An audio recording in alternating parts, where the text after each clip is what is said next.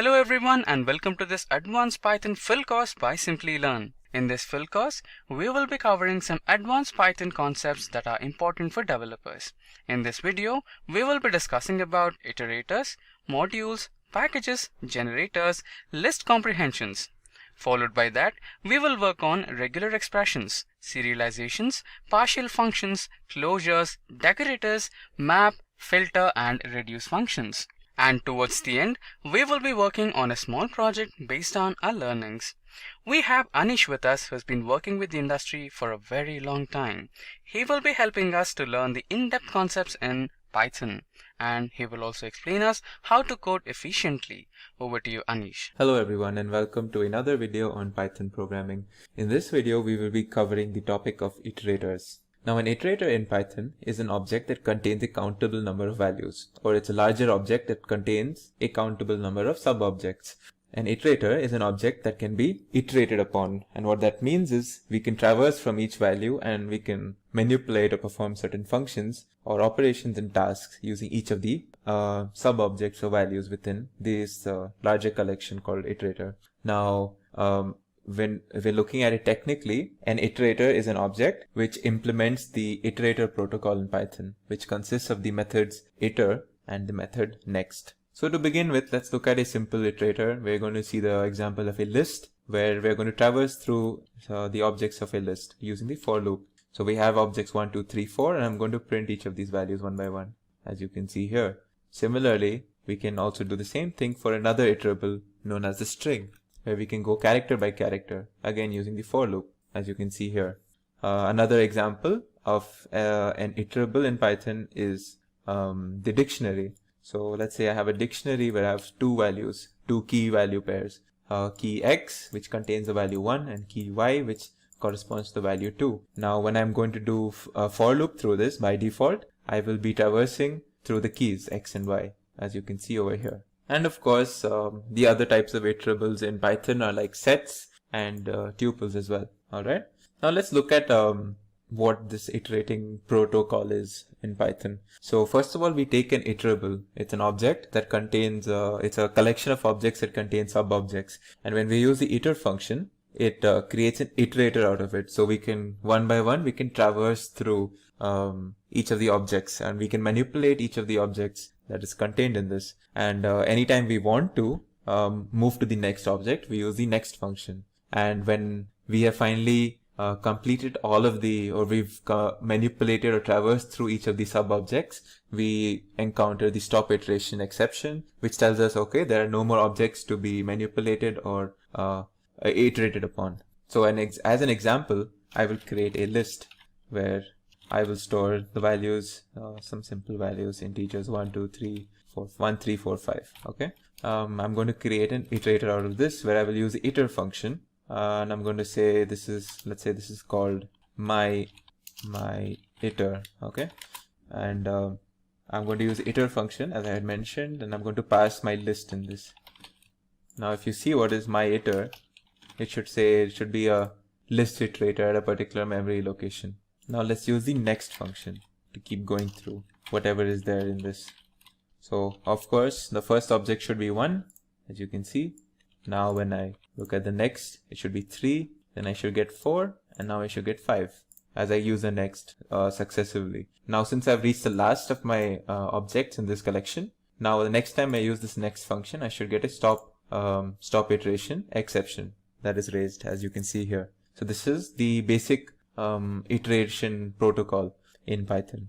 Now you might have already gone through the for loop video, and in that I have spoken in quite a bit of detail as to how a for loop performs this iterator protocol and how it creates an iterable object out of, say, a list or a tuple, and how it internally performs the next function, and it breaks out of the for loop once it encounters the stop iteration exception. So for loops are like, they're very, very similar to your standard iterator, and they use pretty much the same protocol for its functioning. Now, let's do a basic comparison of what is a basic comparison between a generator and an iterator in Python. So in generator, we use a function. We define it using the def keyword, and we define it under one function to create a generator. Whereas in the case of iterators, we use two separate functions, the iter function and the next function. The generator makes use of the yield keyword, whereas the Python iterator does not. In generators, we save the states of the local variables each time we use the yield keyword, and we pause the loop temporarily. Whereas in iterators, we do not make use of any local variables. All we need is an iterable like a list to iterate upon. We may use any number of yield statements in generators, and we do not use yield statements in iterators. Generators are not memory efficient, whereas iterators are very memory efficient. So this is like basic comparison between generators and iterators. In this video, we will be covering the topic of modules in Python. Now, a module in Python, to put it simply, is basically a Python file that has functions and classes written into it and is saved with the .py extension to specify that it is indeed a Python file. A Python program can use one or more modules, and modules can have one or more functions. They basically help us organize our code, and instead of having one long Python file, we can have several files or several modules. Now, modular programming is the process of breaking a large event or task into smaller and more manageable subtasks, and we call these subtasks basically modules. Now, individual modules can be grouped together like building blocks to create a larger application. There are several advantages to modularizing code in a large application, and we will be going through them right now. So first of all, there is simplicity because instead of focusing on a big problem or big task, we can break down the problem into smaller portions or modules. Now, maintainability of code is much better through modules because they are designed to create these sort of boundaries or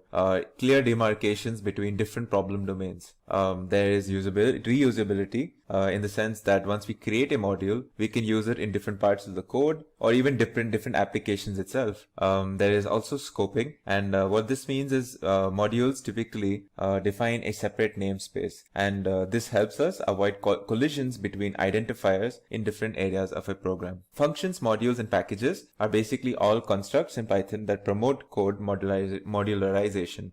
You might have already come across or gotten an intro into functions. In this video, we will be going through modules. And in another video, we will also cover the topic of packages. To import a module, we use the import keyword. And in this example, what I'm going to show you is a simple function or a simple operation of importing the OS module. This is short for operating system. And as the name suggests, we can perform system tasks through the functions and methods that are part of this OS module. So simply executing this statement will import this module onto our program for us to use. Now, if we wanted to see all the functions that are present in a module, what we have to do is use the dir function. So if we print the dir OS function, it will print us basically a directory of all the functions that are present in the OS module. As you can see here, all of these are basically names to different functions that are part of the OS module. Finally, moving on, another function commonly used with modules is the getCwd function. And what this does is it will give us the current working directory that we are working upon right now. So if I execute this, it will tell me what is the directory that I am currently working upon right now. As you can see, C notebook dir/temp. If we wanted to see all the files in a particular directory, what we can do is use the listdir function followed by giving a path. By default, if we do not enter a path inside the parenthesis, it will basically give us all the files in the current working directory, which in our case is temp. So if I were to execute this, it basically gives me a list of all the files that are presently there in the directory that I am currently working upon. Now, a basic step is creating a Python module. The simplest way to create a Python module is basically creating a Python script with whatever functions and tasks that we want and methods that we want inside whatever module, and saving it with a .py extension.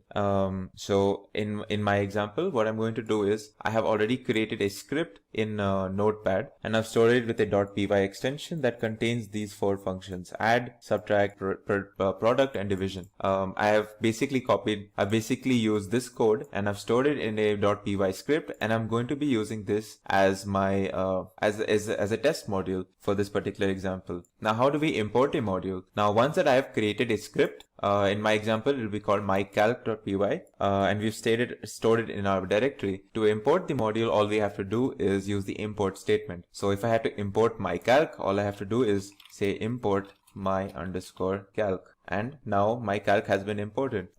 So we can use the import statement, or if we want to import something particular from my calc, we can do from my calc import. Now we can, whatever, like for example, if we wanted the add function, we can basically just say only add, or if we wanted add and subtract, we can say add and subtract, for example. So this is basically by using from, we can say that we want something from something, but only parts of it. We don't want everything. We can also use from my calc import, and we can say asterisk to basically say import everything that exists in my calc right now. So this is another way of importing something from a module. Now to access contents in a module, we have to use the dot operator, and I will show you how right now. So what I'm going to do is, in my example, I'm going to import my calc as calc. So now since this is the original folder or the original module, but I'm going to give it a shorthand name so that I can easily use it in my code and I don't have to type out my underscore calc every time. So now I'm going to import this as calc. So anytime I have to refer to a particular method or function inside this script or this module, I will just use this placeholder, this variable name. So now I have two variables, a and b, and I'm storing 20 and 30 in them. So my first what I'm going to do is basically 4 operations. I'm going to print the addition of a and b, and then the subtraction, multiplication, and the division of these two numbers. And each time to do this operation, I am going to use the add function that is present in the mycalc module. So to do that, I have already imported mycalc as calc. All I'm going to do now is invoke these functions using the dot operator that we are already familiar with. So I'm going to say calc.add, and then I'm going to pass these two arguments or these two variables to say that I want to add these two. And similarly, I'm going to do it for subtraction,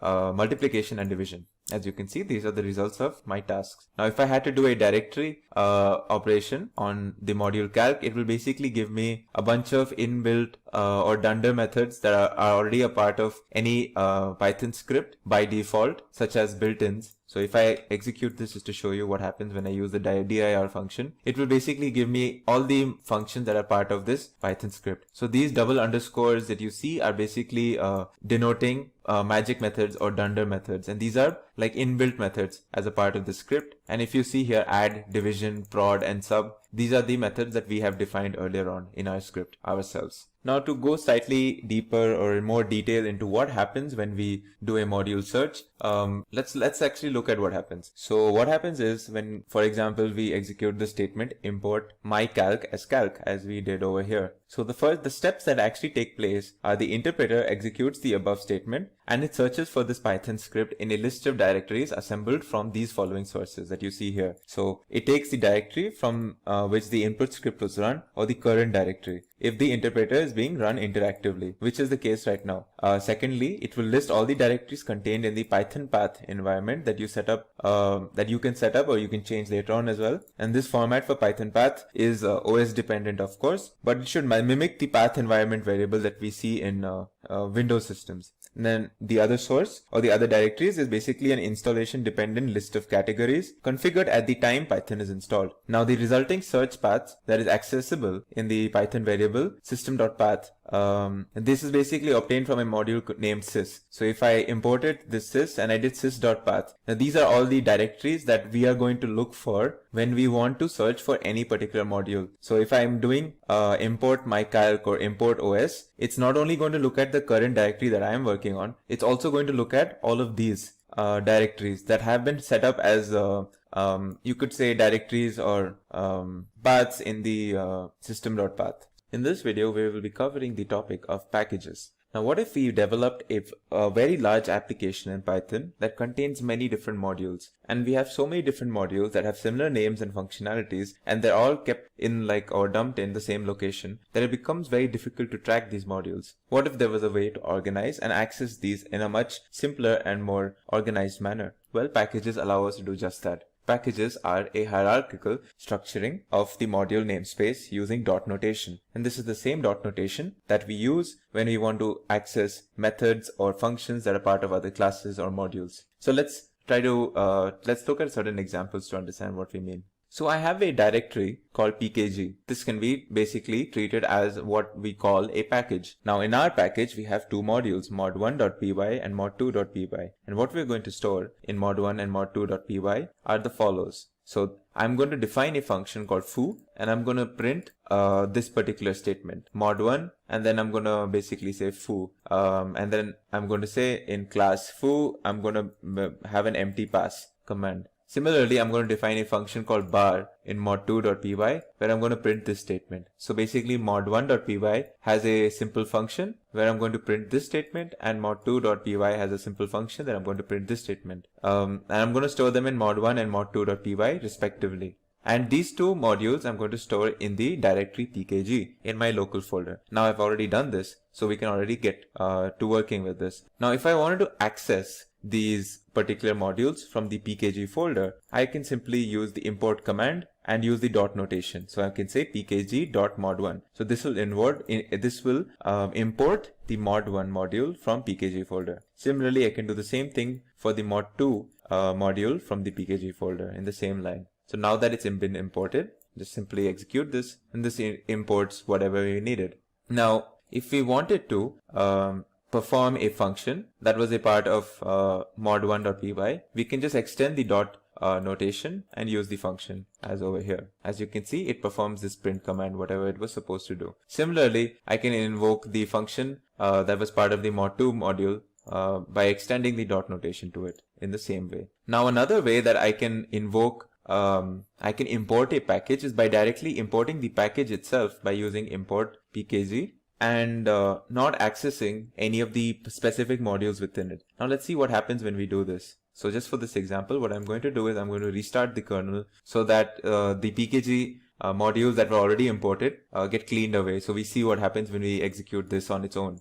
Now if you see, I have imported this. Now let's see if I can access my mod1 and mod2. Now if you see here, it's throwing me an error. And this is because simply using the import command on a particular package only imports, you could say, the package namespace, but it does not actually import any of the modules and files that were part of this package. So if I wanted mod1 from this package, I would have to actually say import pkg.mod1 directly. And I cannot simply say import pkg, and Python will not import everything that is part of a package on its own. I have to specify it myself specifically. Now I'm going to create, and I'm going to show you another type of importing from a package using the star operator. So I have this package pkg once again. Now I'm going to store 4 different modules within this package: mod111.py, mod222.py, and I've already done this, so you don't need to bother about seeing me doing it right now, because I've already created these files. And what I've done is within mod111.py, I've written this statement and I've stored it in the Python script. Similarly, I've created another Python script called mod222.py, and I have basically written this in the code. And I've similarly done this for mod333.py, and I've done another for mod4.py. Now, once I have done this, I've stored these Python scripts into my package or pkg package. So now what I'm going to do is I'm going to execute this command. If you see this, from pkg.mod333 import star. So once I execute this, now I'm going to say print directory, and print directory basically will tell me all the functions that exist in my current directory. If you see here, there's this baz function that was a part of mod333 module. Now if I change this, and if I imported mod111, and if I did the same thing, you will see foo has now been added as a part of this directory. And these are all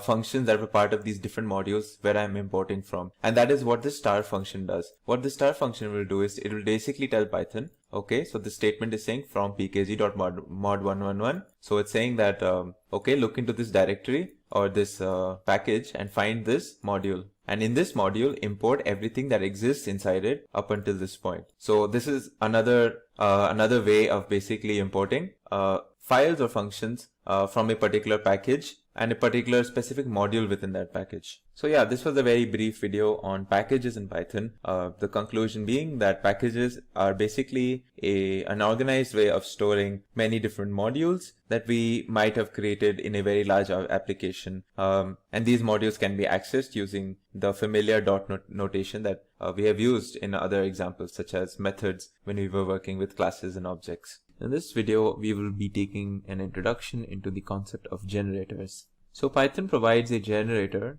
which is like a function where we can create our own iterator. In a generator function, we use the yield statement instead of the return statement that we use for standard functions. So let's look at a simple generator first of all. So out here I have defined a generator called myGenerator, where I'm doing like there are three functions or three tasks that I'm doing. First one is when I'm printing the first item and I'm yielding a value 10. Then I'm printing second item yielding 20. Then I'm printing last item yielding 30. So let's see how do we use this. Now, since we know myGenerator is the function, it uses the yield keyword. Every time we use the next keyword, we will keep getting what is next in this function. So let's store the generator in mygen. So now we have stored the iterator in this function variable called gen or gen. Now let's see, when we do next and we use gen, what happens? So the first task is performed, or the first iteration is performed, where we get this, the first yield command is done. Alright, let's see what happens when we do next again. Next gen. Now, as you can see, we get second item and we get 20. Let's do it for the next. Let's do it once more, since there is one more task. There's one more iterable inside. You can see this. Now, a valid question is, what will happen if we do next gen again, since there is nothing after this? Well, let's see what happens. We should get an error. As you can see, stop iteration error. This is another built-in exception that happens when we have reached the last object of an iterable. So we get a stop iteration error. So now a key difference between a generator and a function is that when we execute a function, the moment we hit the return statement in a function, or when we execute a function, like whatever variables that were stored inside are lost and they're destroyed unless they were defined as global. And the function is completely done executing and we leave the function completely.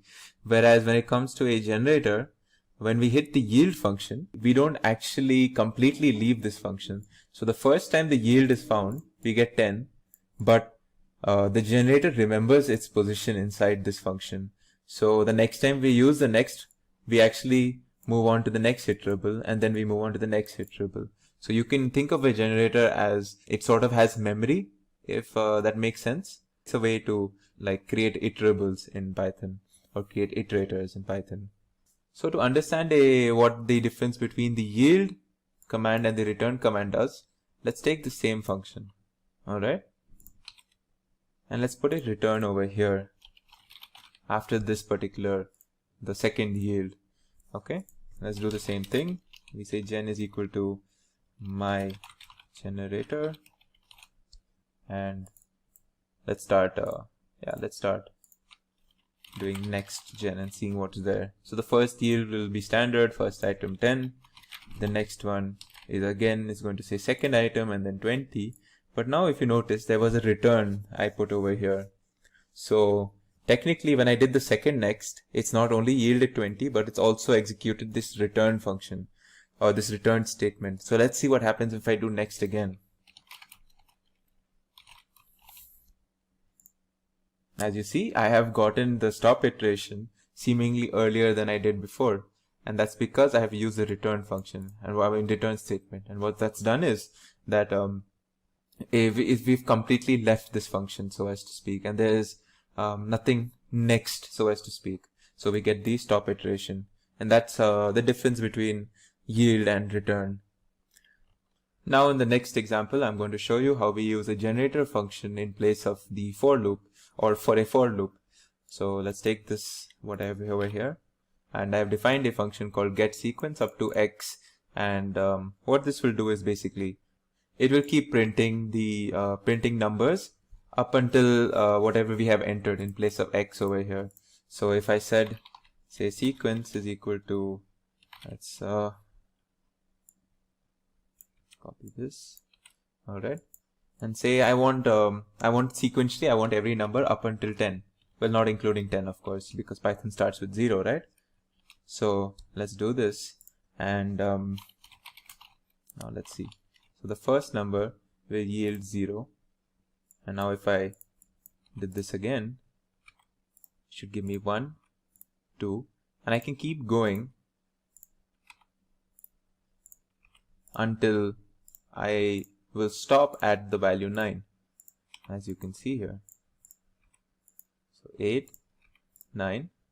Now I should get the stop iteration error because that we have reached the end of our iteration. So this is a way of using generator functions for for loops. So another neat example where we're going to use a generator is in the case of Fibonacci numbers. So let's use it.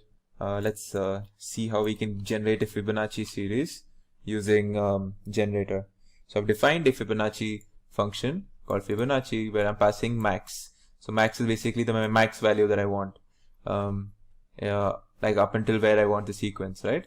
So this is basically the code which will return me the subsequent values of my Fibonacci sequence. So let's pass this to fib and say I want all the Fibonacci numbers until 10. So I will pass 10 over here. Let's see what happens when we do next fib. Well, it should start with 0. Then when we do this again, we get 1. Then we do 0 plus 1. It should be 1. Next number should be 1 plus 1, which is 2. Then we should have 2 plus 1, 3. And then 3 plus 2, 5. Then 3 plus 5 should be 8. Now 8 plus 5 is 13.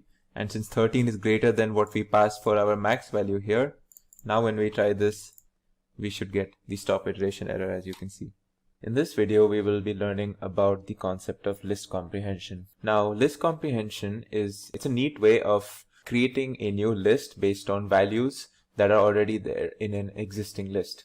So you can think of it like creating a new list using a much shorter and cleaner syntax compared to what you might traditionally be thinking.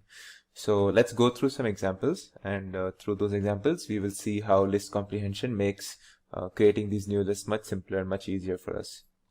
So in our first example, we will be creating a new list which will contain fruits that contain the letter A in their name. So we already have a list of fruits over here, as you can see. It has apple, it has banana, cherry, kiwi, and mango. Now we want to create a new list which has only the fruits that have the letter A inside them. So apple would be one of them, banana would be one of them, and mango would be one of them. So traditionally, if you look at this piece of code, this would do what we want to do, but this contains a few extra lines. But yeah, it does do what we want to do. Now what if there was a way of doing the same thing by just writing one simple line of code? And that exists, as you can see here. So I take the same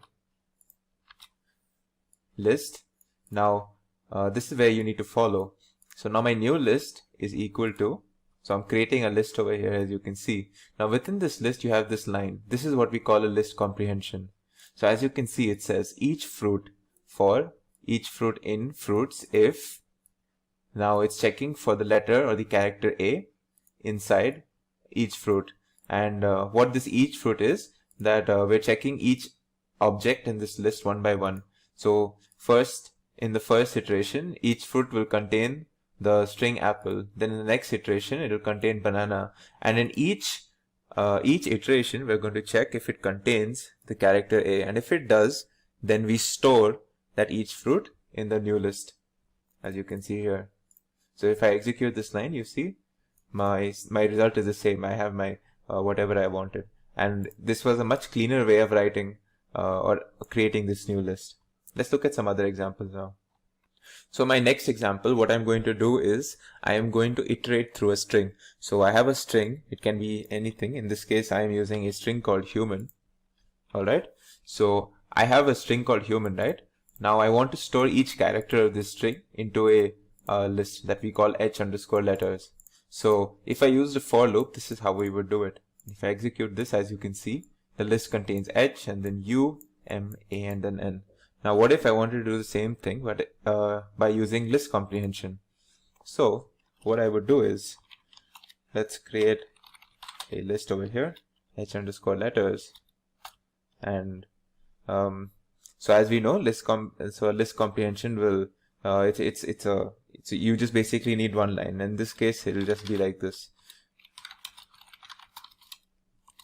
Now this is my string. Now let's see when I check what's in Iterators.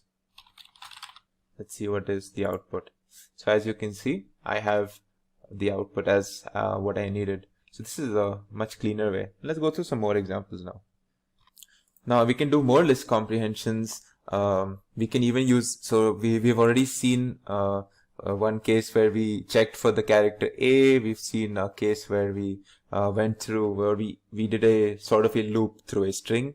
We can also use list comprehensions in conditionals. So let's look at an example where we use the list comprehension with an if statement. So what if I wanted to store, say, the first 10 even numbers? So this would, this is an example that I'll be using. So in my list, I want to store the first 10 even numbers. So this would be a way to do it. So I have in range 20. So what this is going to do is X is going to take the value of 1, 2, 3, 4, and so on until 90. It'll actually take it from 0, 1, 2, 3, 4 until 19. So when we do range 20, we're creating an iterable where we're going to loop through or iterate through the values 0 to 19. So if I do this, and this, what this statement does is basically it checks if it's divisible by 2. So if this is equal to 0, that means we have an even number. And if this condition is met, that means we store the X into our number list. So let's see what happens when we execute this. This should contain 0, 2, 4, 6 until 18. So this is the first 10 even numbers, as you can see. So this is a neat way of using if statement. We can also use an if else statement. So what if I'm checking each, okay, so I'm going to create another list, and in this list I'm going to basically see if each of my numbers are the even or odd. The first, let's say 10 natural numbers. So let's write this statement down. So I want it to be even in case the I that I'm checking, I being every number between, like say the first 10 natural numbers, as I said. Now let's check if it is divisible by 2. Well, if it is divisible by 2, of course it's going to be even, right? Else, we say that it is odd. And then we check for I in, say, the first, let's say the first 20. Okay. So now when we do this and we check what's in the list. So as you can see, the list contains like even, odd. It's basically saying the number 0 is even, then the number 1 is odd, then number 2 is even, and so on and so forth. So this is an example where we used the list comprehension with if-else statements. So another neat thing that we can do with list comprehensions is that we can use it along with functions. So let's look at this function. In this example, we have a function called double x, where we define this double x, this double function to take an input, to take an argument x, and what we return is the square of the argument. So let's use this in our list comprehension. So what we do over here is that we're checking. What we're doing is, for every x in range 10, so we're taking the value 0, 1, 2, 3 until 9, and we're passing it to this function double x, and we're going to get the square of them, and we're going to store that in a list, as you can see here. Let's call this list x. Let's just call this list, let's call it y. So now let's see what's in y, and we check. It should be 0, 1, 4, 9, and so on. So wait, let's check again. Does this square? No, this is actually 2 times. So let's make it square, as you can see. So you can see 0, 1, 4, 9 for the first 10 numbers, 10 natural numbers. Now what I've shown you is obviously list comprehension, but we can also do set and dictionary comprehensions.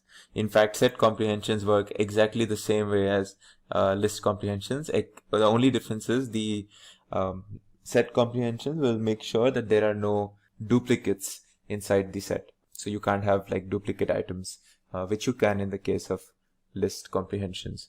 So let's just take a look at an example. So here in this example, what we're doing is we're going to check So we have this string that we're storing in the variable text, and the string is something like life finds a way. So whatever this is. Now what we're going to do is we're going to iterate through this string character by character, and we're going to check if we're going to check for vowels essentially. So we're going to see if the character A, E, I, O, or U is present in the string, and if it is, we will pass it into our set.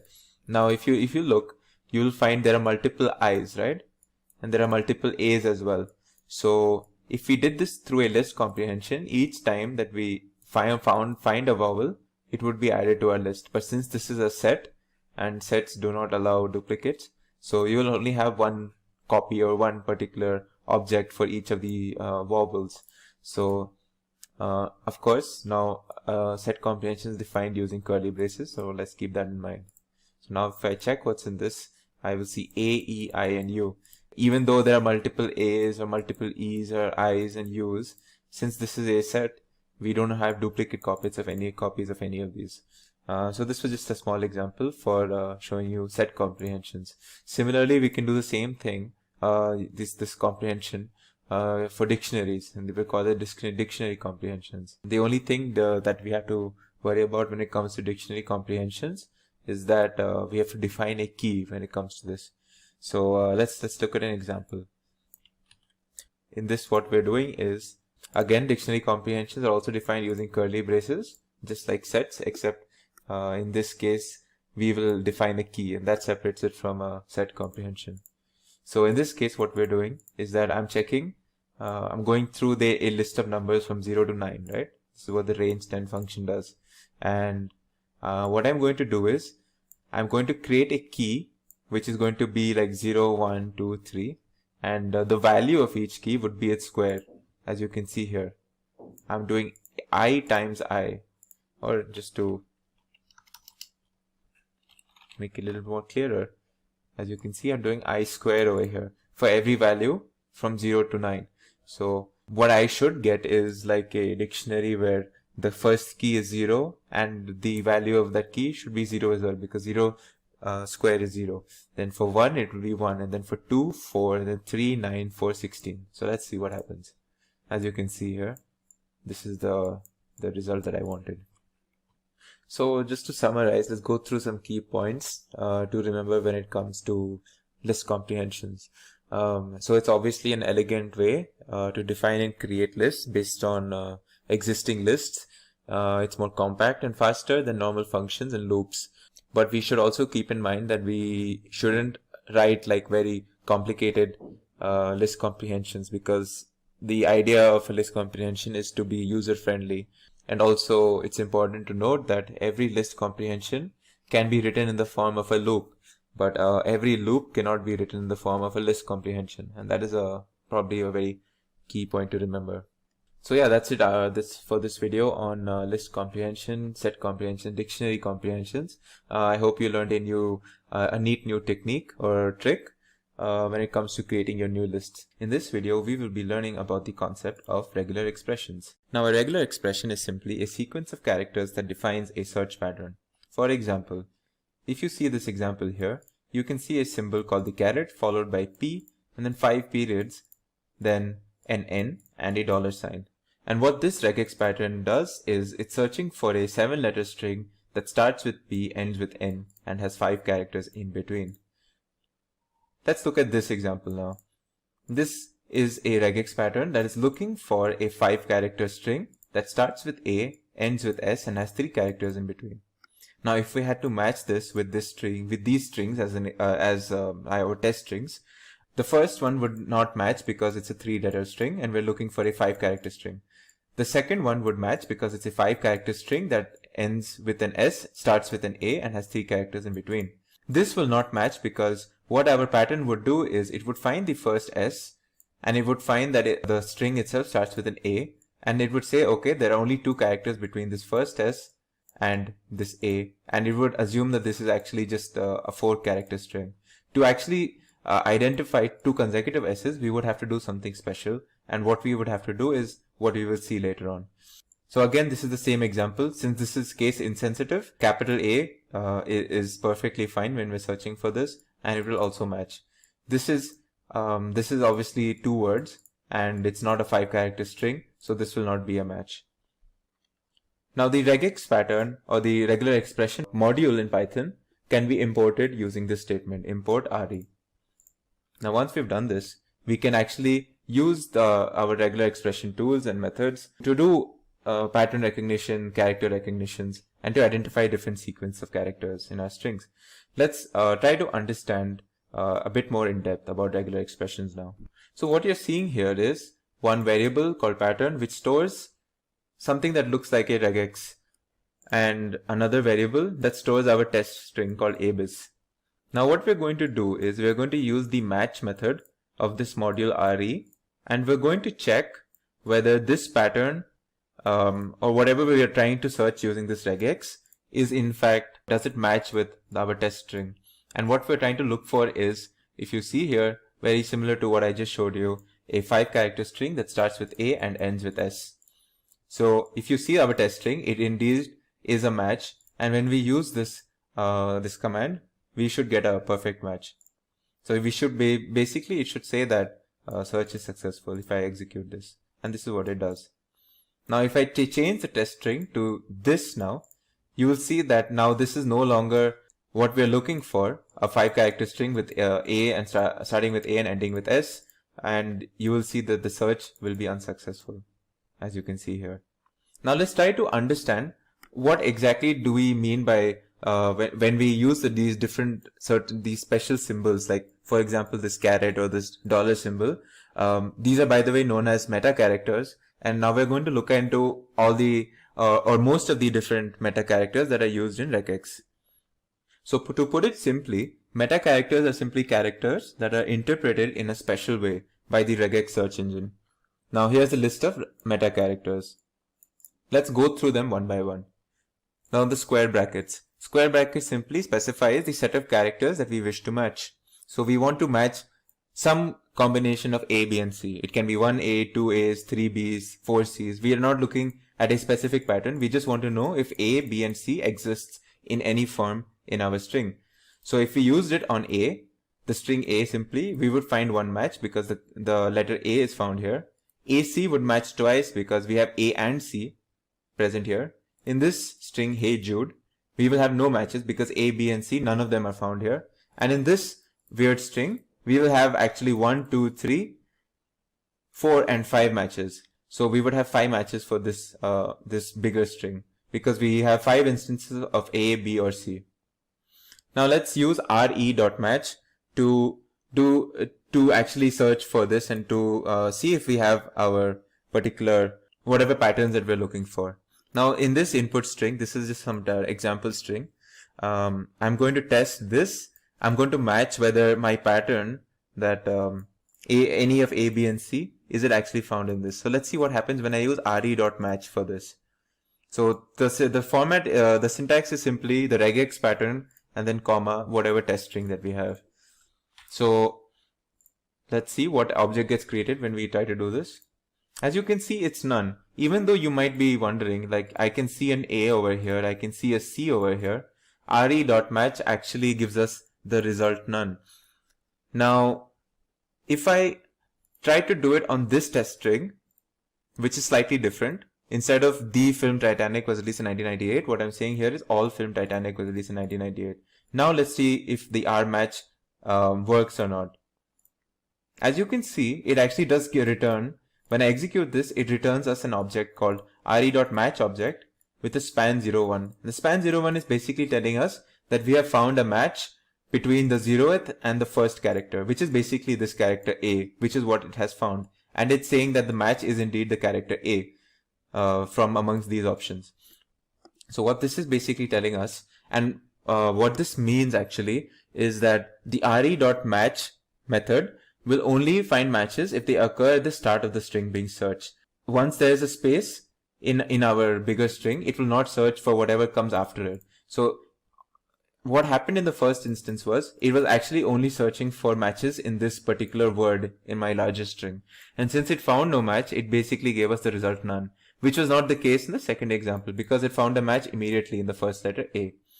Now, if we want to actually check the whole thing, what we would be using is the re.search.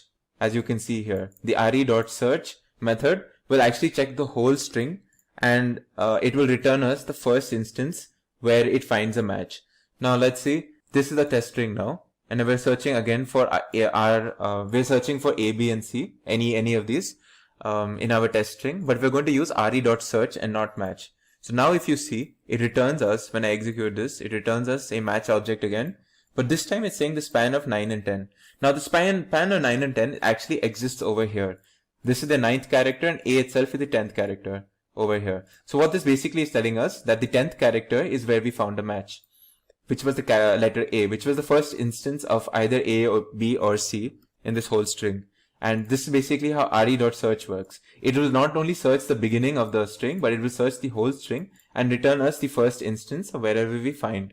Now, what if we wanted to find out all the instances wherever A, B, and C were found and not just the first instance? Well, in that case, we would be using the method findAll over here. So when we use findAll, it will actually return us each and every case where it found A, B, or C. And you might not, it won't tell you the exact position, but it will tell you like, so if I execute this, you can see it gives us a list with A, C, A, and A. And what this basically means is it was looking for the characters A or B or C, and it found A first, and hence this for the first item in the list. And then it found a C, and then it found two A's successively. So this is actually how findAll works, where it will actually find all of the instances of our regex pattern. Now that you've seen how the square brackets work and how the re.search and re.match and re.findAll methods work, now we're going to go through all the other meta characters that we saw above. So the period. Now a period matches any single character except the new line. New line is basically /n or a break. Now if you look at this picture, what it's going to do is this expression basically saying that do we have two characters, like sets of two characters in our string. So this is a single character string, and obviously a single character string is not a double character string. And this expression, this double dot, is basically asking us, do we have two characters present in our string? So if I had to match it with this A, it will obviously be a no match because A is one character. If we checked it with AC, it is a match because A and C are two characters. AC and D will also give us only one match because it will find AC and then it will leave D as a single character. But when we check A, C, D and E, or this string in particular, it will find two matches because it will consider A and C as one of the matches and D and E as one of the matches. So below is basically what we're doing. Basically the same thing, we're just using re.search for each of these different examples. So if you see when I use findAll on ACDE, and when I'm searching for a two character match, you will see that it will return me A, C and DE, as you can see here. And similarly for something like this, it will return me again whatever like two character patterns it finds successively. So the next symbol, the next meta character, is the caret symbol that you've seen earlier. Then the caret symbol is basically used to check if a string starts with a certain character. So if you look at this picture, we have two expressions that we're going to check over here. One is checking if A is the beginning of a string, and the other one will check if A is the beginning of the string, but is it followed by B or not.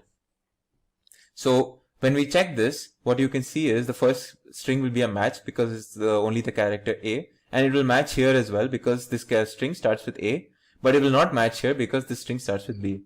Now if I look at this particular expression, you can see that this is going to search for if the string starts with A and is followed by a B. So it will match in this case because it does start with A and is followed by a B, but it will not match in this case even though it starts with an A because it's not followed by a B. So out here is basically us using the re.search to basically find these patterns. The next symbol that we will come across is the dollar symbol. So the dollar symbol that you can see here is used to check if a string ends with a certain character, and we have already seen how this is used in one of the earlier examples. So this is going to check basically this expression will check if the string ends with A. So this string is basically the character A, so it will match. This also ends with A, so it will match. And this particular string does not end with A, so it will not match. And we are going to do that using the re.search over here. So as you can see, it finds a match in the first character itself here. In this case, it finds a match in the last character, but in CAB, there is no match, so it returns us a none. Another example is of the meta characters is star. So this is the symbol for star, and what the star basically is used is for checking if there are 0 or more occurrences of the pattern to the left of it. So now if you see here, what this will check for is there any form of M and A that occurs before N? And it's very important to note that the N has to follow the A in this case. So let's look at these examples and what will happen. So if I checked it with M and N, this is actually a match because N is followed by 0 occurrences of M and A, which is, it might seem a little weird, but it is technically the truth, because the star symbol doesn't check for the existence, it just checks for if N occurs, it must occur after an A, or the A should not be there itself in this particular string. So as you can see here, the N occurs after an M, and it's fine because there is no A. Now you will see when it will not work. So M, A and N is obviously fine. M triple A N is also fine because N follows an A and there's an M here. This, however, main will not match. Now why? Even though we have M and A and we have an N, you see the N is immediately followed by an I. N follows an I immediately, or the N is preceded by an I immediately. And this is a no match because the strict condition in the search is that N must precede an A if the A exists. Again, in women it will match because N follows an A over here. We're just going to use the re.search for these examples that we saw over here in terms of code using the re.search, as you can see here. Finally, we have the next meta character, which is the plus symbol. Yes. So the plus symbol matches one or more occurrences of the pattern left to it. Now this is very similar to what we saw earlier in terms of the star, except now in the plus, the key difference is we're looking for one or more occurrences instead of 0 or more occurrences that we were looking for in the case of star. So when we say one or more occurrences, now we need what is there to the left of the plus sign. A 0, no occurrence of it will not be allowed or will not cause a match. So let's see now what we're going to do here. We're going to use the same expression, except we're going to replace the star with the plus sign. So now what we're going to say is, okay, we need M and A, at least one occurrence followed by an N. All of these conditions have to be met. So again, if we took the first example, M and N, this time it will be a no match because there is no occurrence of an A over here for preceding the N. So it's a no match. M, A and N is a match because, well, this is perfectly fine. M triple A and N is also perfectly fine. But if you look at M, A, I and N, much like earlier, the N is preceded by an I and not an A, so there is no match. And again, woman is perfectly fine. And we basically execute the same thing through the search function in this piece of code. The next meta character is the question mark. The question mark symbol matches 0 or 1 occurrences of the pattern to the left of it. So let's see what this does. So now we saw the star which was 0 or more occurrences of the pattern to the left of it. We saw the plus, which is 1 or more occurrences of the pattern to the left of it. Now we will see the question mark, which is 0 or 1, only 0 or only 1, and not 0 or more or 1 or more, which was the previous cases, only 0 and 1 or 1 occurrences of the pattern to the left of it. Again, we're going to see the same expression, except we're going to replace the meta character with the question mark. So now let's see what happens when we match. So if you see here, M and N is a match because there is 0 occurrence of A and 1 occurrence of M preceding N. So this is fine. This is also fine because there is 1 occurrence of A and M and then it's followed by an N. This will not be fine because now we have 3 occurrences of A which is followed by an N. We're only looking for 0 or 1. This again, main will be a no match for the same reasons that we have already gone through, and woman will be a match again for the same reasons. And we do the same thing using the search function in this piece of code. The next meta character is the braces character. Now the braces character is interesting because what we're going to do is we're going to see if there are, the typical syntax for a braces is n brace followed by some integer n, comma integer m, and then close braces. So what this means is we're looking for at least n and at most m repetitions of the pattern left of the braces. Let's see through an example. If you see this expression, we're looking for at least 2 and at most 3 occurrences of the character A in our test strings. So let's see what happens in the first case. We have no matches in this case because this part of the string contains only one A, and even this part of the string only contains one A. We're looking for at least 2 and at most 3. This part will contain one match, the second example, because the second part of the string actually contains 2 A's for two repetitions of A's consecutively. But this in the third example, you can see both the strings actually contain matches, so we get 2 matches because, as you can see here, there's 2 A's here followed by 3 A's here. Now when we look at this particular string, let's look at what happens now. So what we're going to find is that this thing is perfectly fine. So we have 2 occurrences of A, but now we have 4 occurrences of A. But what the search engine is going to recognize is these first 3 A's, and it's going to see, okay, so there are 3 occurrences of A and I already have a match. It's not going to consider this 4th A in the search. It will just look at the first 3 and it say, okay, there are 3 A's and my match is fine. So again, there are 2 matches in this case. Again, we're going to use the search function initially, and you can see in each of the cases there is a match except for the first case, which is this case. Now let's see the find all option and see what happens when we do the same thing using find all. So when we use find all, it basically gives us each of the instances where the match has occurred in each of these lists. Now let's try to use a slightly more complicated example where we combine different, let's say, different meta characters, and we create a more sophisticated expression that we want to search in our test strings. So if you look at this expression, what we're looking for is 0-9. Now a dash symbol is valid in Python using regex because what this basically tells it is that it's looking for either 0, 1, 2, 3, 4, so on until 9. Basically any of the digits. We're looking for any of the digits from 0 to 9. And we are going to check if at least 2 and at most 4 occurrences of digits, if they are there or not in our particular code. So let's see what are the matches that happens when we use it on test strings. So if you use it on this string, you can see it will find one match. This basically this particular part of the string where it says 1, 2, 3. So this is 3 occurrences of digits, so it's fine.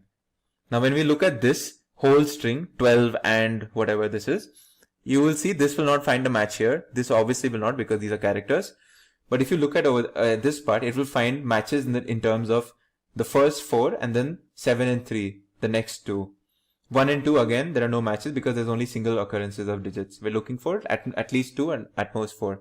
So if I use a find all, you will see like what all it will return. So for the first test string, what it's going to return me is, it's going to return me 1, 2 and 3 as you can see here.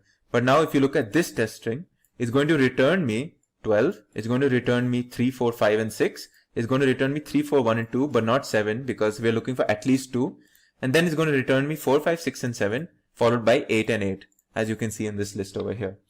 Now if we use curly braces with only one digit, it's basically telling the search engine that we want exactly so many repetitions of the preceding whatever expression that we have.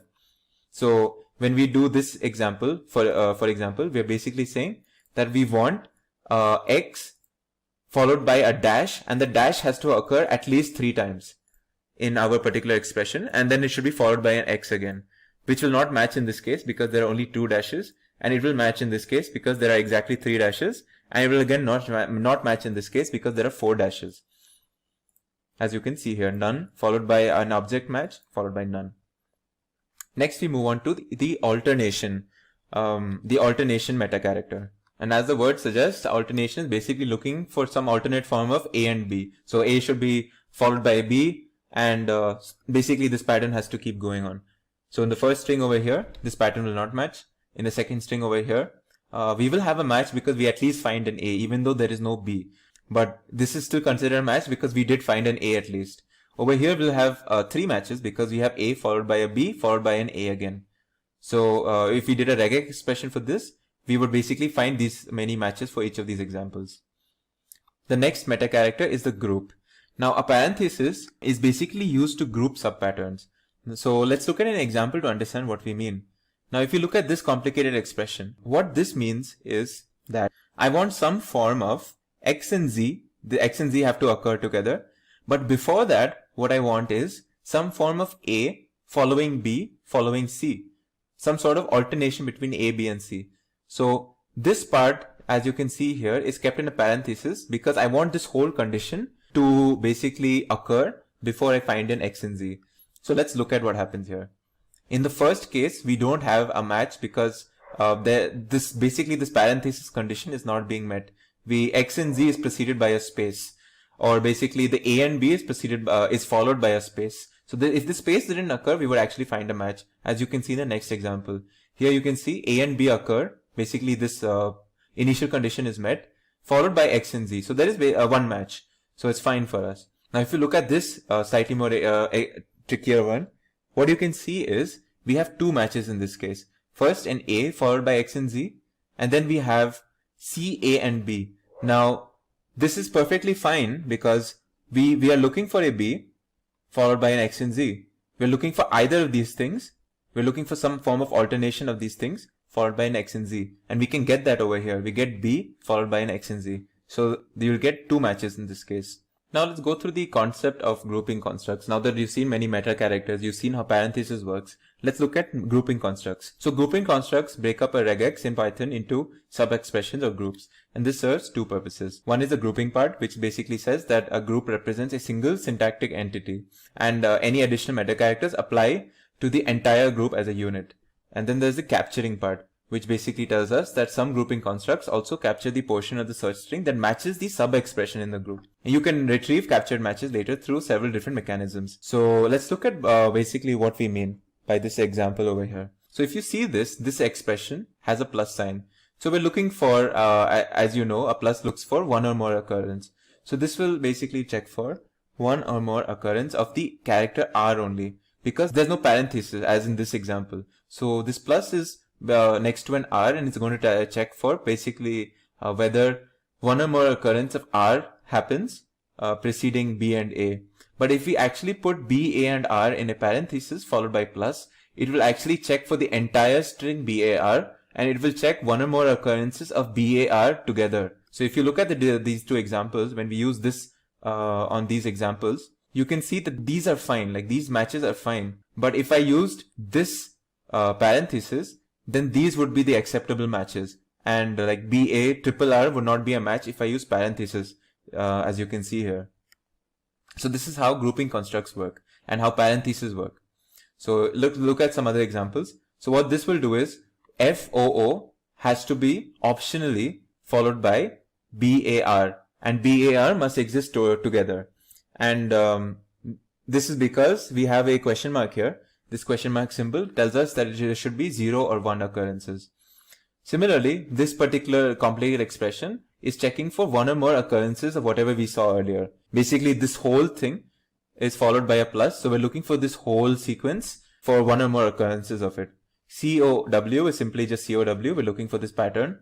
And this is going to check for 0 or 1 occurrence of COW because of the existence of the question mark preceded by the parenthesis. In this video, we're going to continue our discussion on regular expressions.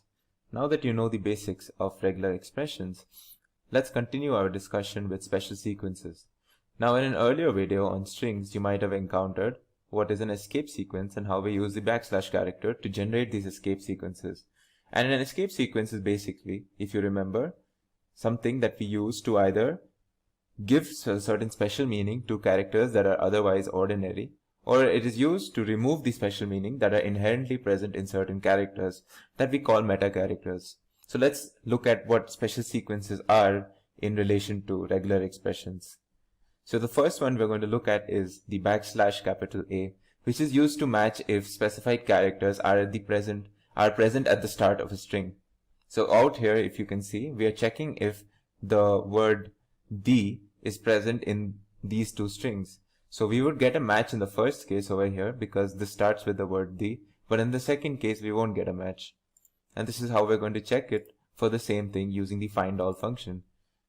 So if you see in the first case, it returns us an object because we do find the in the beginning of the string. In the second case, we get us empty list because this string does not start with the word the. Now the next one that we'll look at is \B, small b. Now this is used to match if specified characters are at the beginning or at the end of a word. So when you use \b and then you follow it up with whatever you're looking for, it would look for those particular characters or that pattern if it exists in the beginning of a word in a string. So if you look at the first example, it starts with FOO. And in the second example, you see this portion of the string or this word is actually also starting with FOO. So it will also match. However, in this string, which is very similar to the second one, we don't have a space between A and F, and it's basically one word. So this does not start with FOO, but it actually starts with AFO, and it won't match, as you can see here.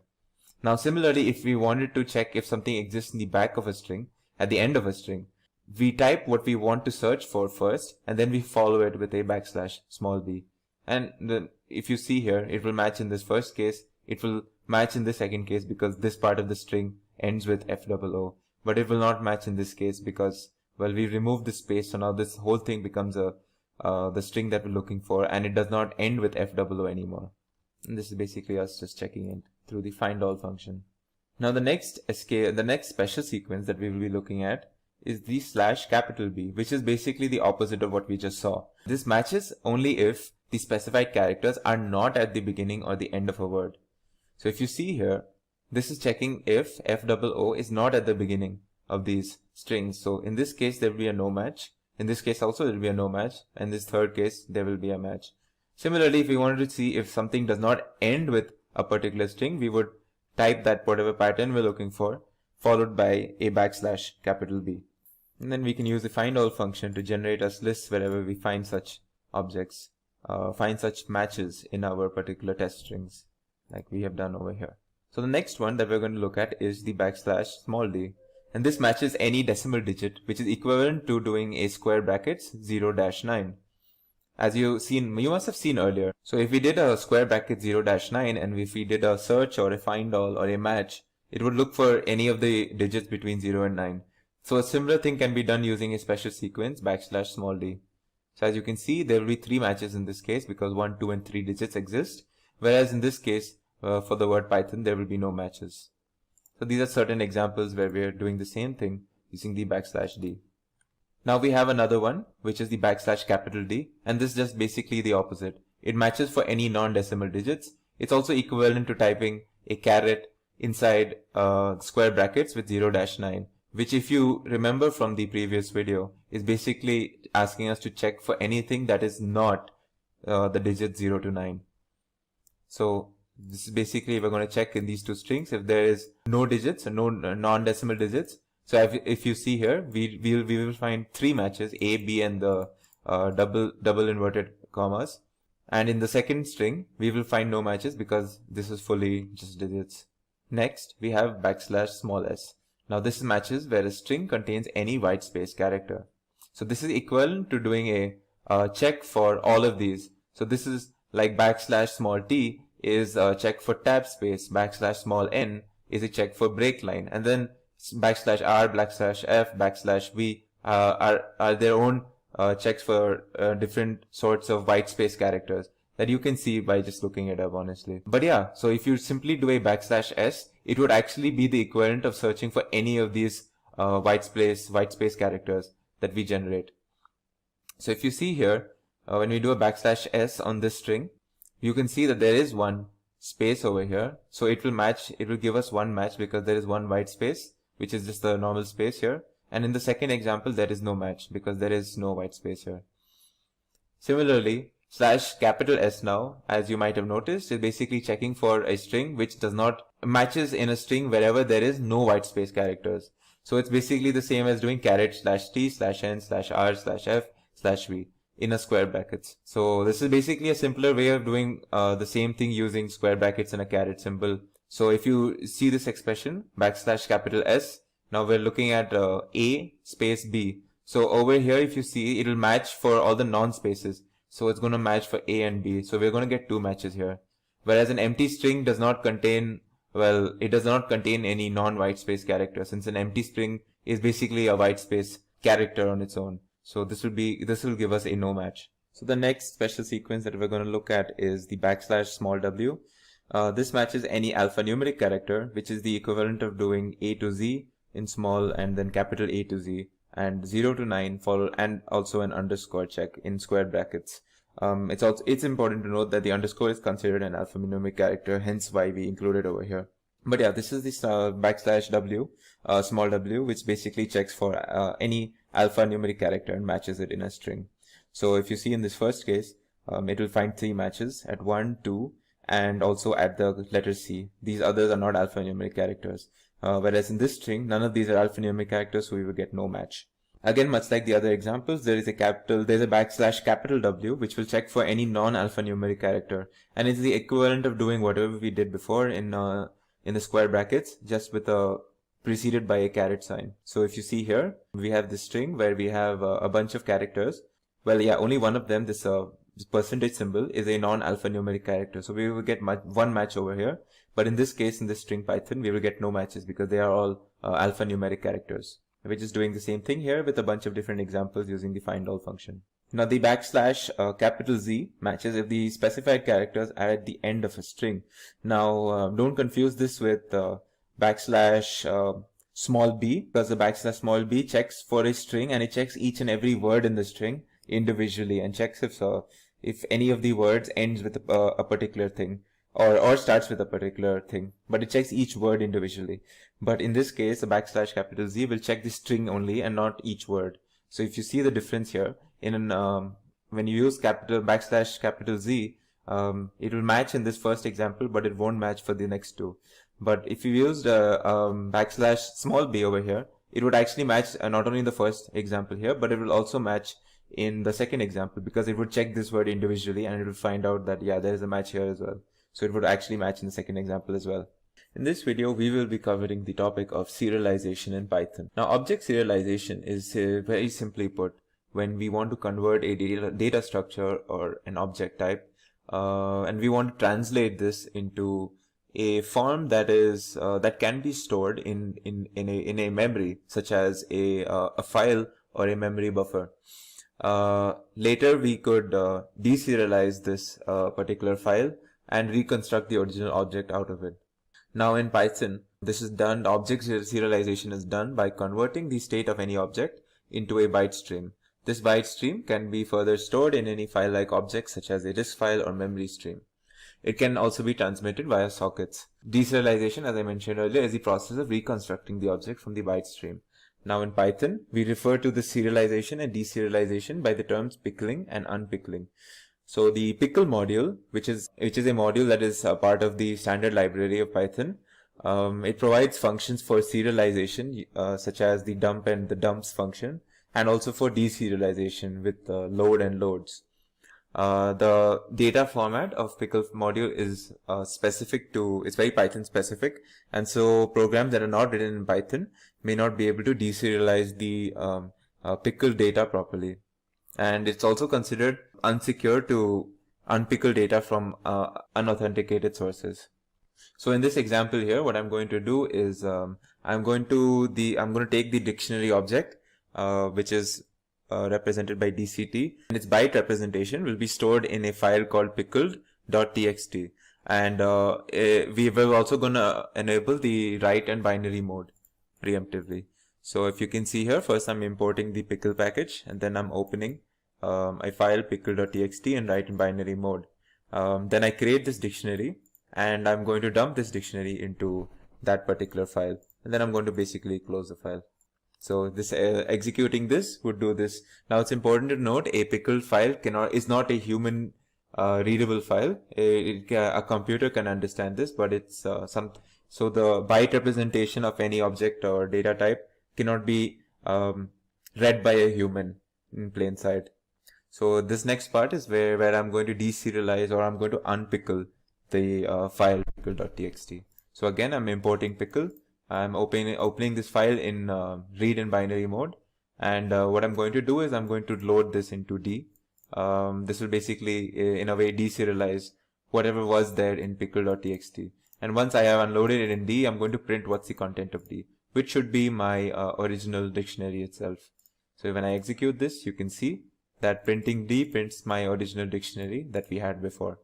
And it's important to note, since dictionaries are unordered, so dictionary objects don't retain the order of insertion of keys. So the way we enter the keys inside the dictionary when we create it is not maybe the same way that we will see the order of the key value pairs when we actually unload it.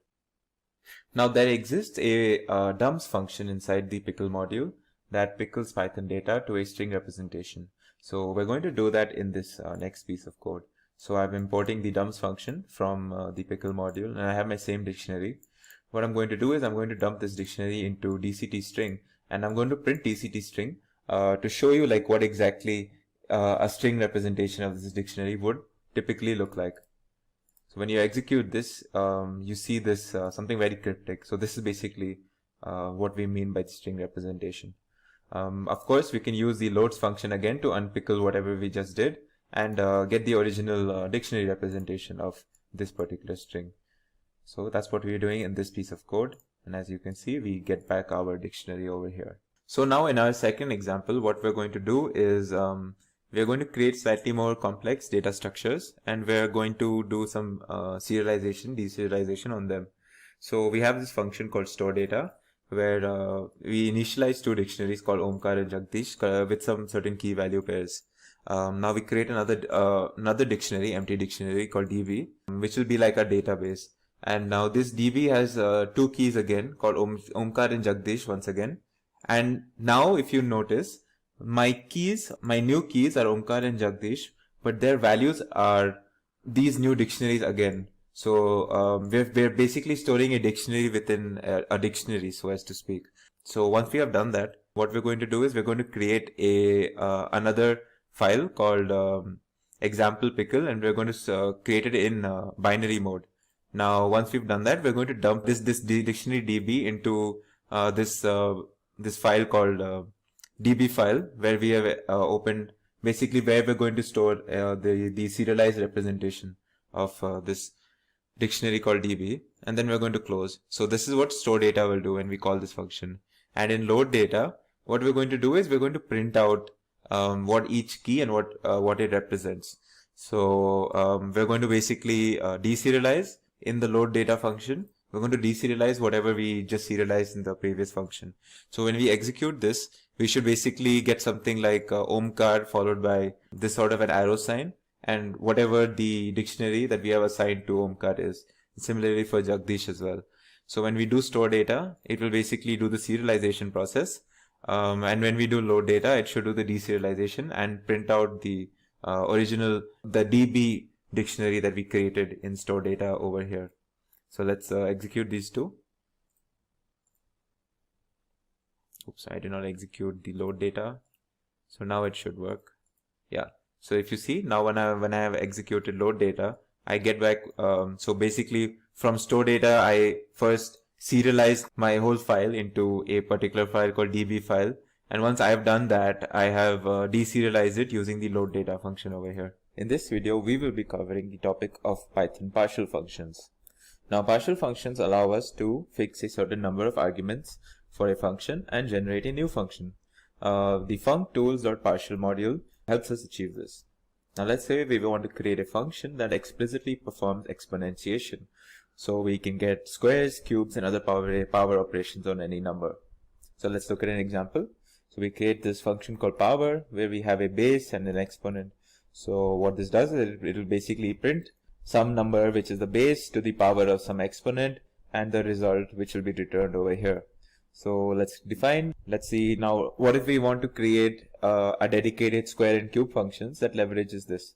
So we can define a square function called with an argument called base, where we return the power of the same base to the power of 2. So we're defining a square function with the help of this function that we defined already called power. For cube, we will basically do the same power function, but the exponent will be 3. So now when we do square 10, we're going to say, if we executed all of this, so now if we say square 10, what this will do is it will say 10 to the power of 2 is 100. And if you see the next one, cube 5 to the power 3 should be 125, as you can see here. Now this works, but what if we want to create say 15 to 20 variations of our power functions, and what about say 1000s of them? Defining a function for each case is obviously very repetitive, it's annoying, and this is where we will find partials coming into play. So as an example, let's do the same thing. Now what we're going to do is we're going to import partial from the module called functools. We have what we're going to define is this function called square, which is basically going to use the partial functions operation for the power function with the exponent of 2. So what we're doing is basically we're going to use the power. We're going to reference the power function that we defined earlier, but we're going to pass the argument for exponent as 2. And for cube, we're going to do the same thing, but exponent is 3. So once we've defined this, if we do square 2, you get the result as you can see. For cube 2, you get the result as you can see here. Let's look at another example. So we have this function where we define some function with 4 arguments. Now what we're going to do is argument a, b, c, and x, right? So we're going to return 1000 times a, 100 times plus 100 times b, plus 10 times c, plus x. Now we're going to create a partial function that calls this function, but it's going to use a as 3, b as 1, and c as 4 always, right? And so how we do that is basically g is equal to partial like this. So once we've executed these, now if we say g10, we basically get the value for 1000 times, well, 1000 times 3 since a is 3, plus 100 times b as 1, so 100 times 1, plus 10 times, well, c is 4, so 10 times 4, plus x. Now x we passed as 10, so the result of all this will be 3150 as you can see here. Now let's look at the final example where I've defined some function called add. I have 3 arguments, a, b, and c. What I return from this add function is 100 times a plus 10 times b plus c. So let's create a partial for using partial functions where b is 1 and c is 2. So we have this fixed. We can create a partial function called add part. So what this does is it takes the add function, it creates a partial function out of it using c is equal to 2 and b is equal to 1. So now when I print add part 3, what happens here is 3 gets passed in the form of a. So I get 3 times 100, and since b is fixed as 1 and c is 2, so I get 3 times 100 plus 1 times 10 plus 2. So it should give me 312. So when I execute this, you can see this here. In this video, we will be covering the topic of closures. Now, before we understand what a closure is, we have to understand what is a nested function and non-local variables. Now, a function which is inside another function is known as a nested function. Nested functions are able to access variables of the enclosing scope.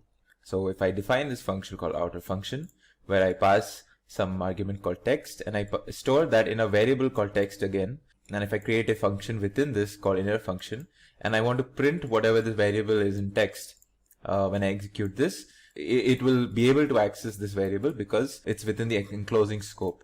So if I said outer function hey, this gets stored in the variable text, and then the inner function will print that variable, which is basically the string hey, as you can see here. Now, inner function can easily be accessed inside the outer function body, but not outside of its body.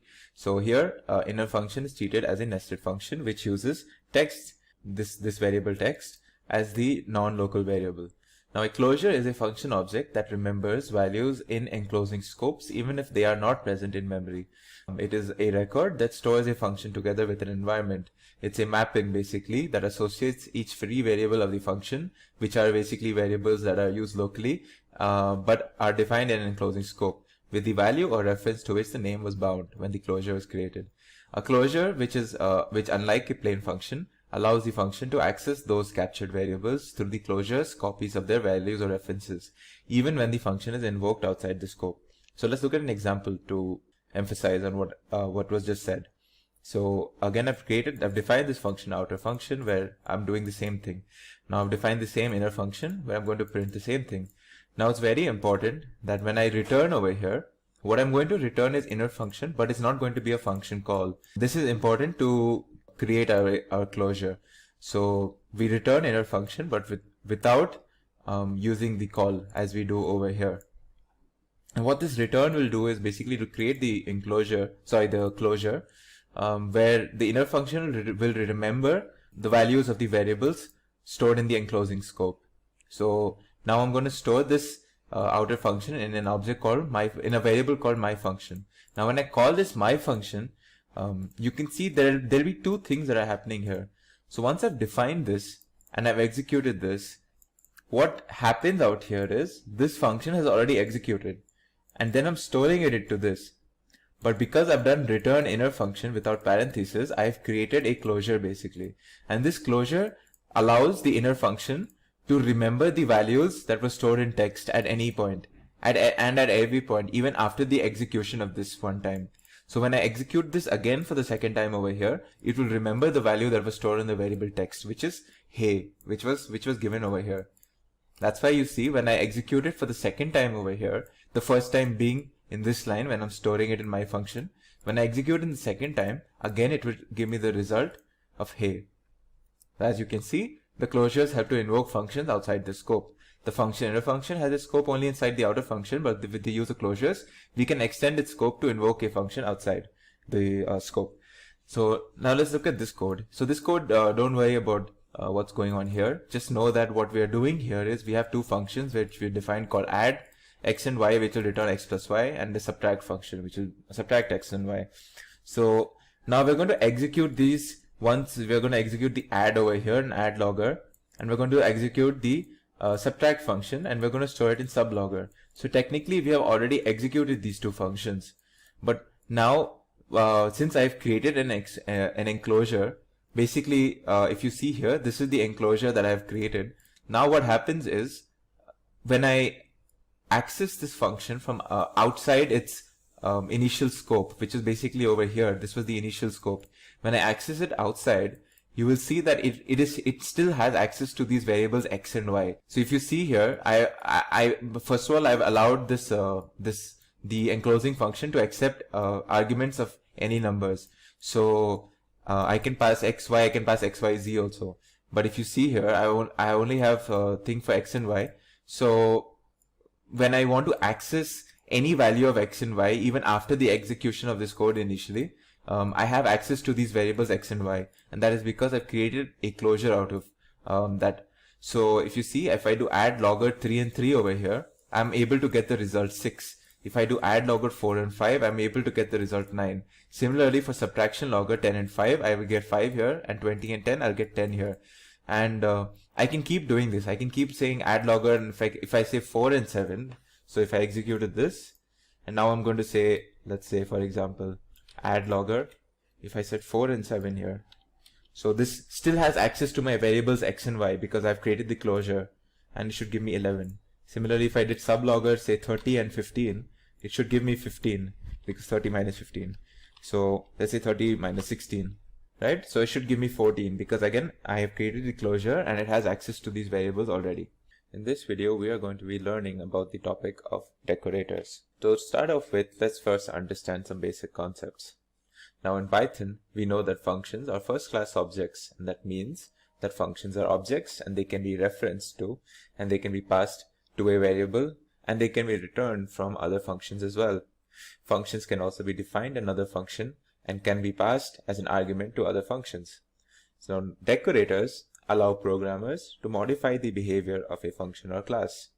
Decorators allow us to wrap another function in order to extend the behavior of the wrapped function without permanently modifying it.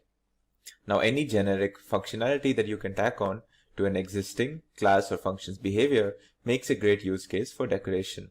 Some of these include rate limiting, caching, logging, enforcing access control and authentication, instrumentation, and timing functions. Now you have to remember that function names are references to functions and that we can assign multiple names to the same function. So for example, if you see here, I have defined a function called success, which does basically you pass an integer and it returns 1 plus that integer. So if I do success 10, it should give me 11, as you can see here. Now if I'm gonna say successor is equal to success, I've basically created another function called successor which does the same job as the success function. So now if I pass 20 to successor, it should return 21, as you can see here. So as you can see that we have two names, success and successor, for the same function.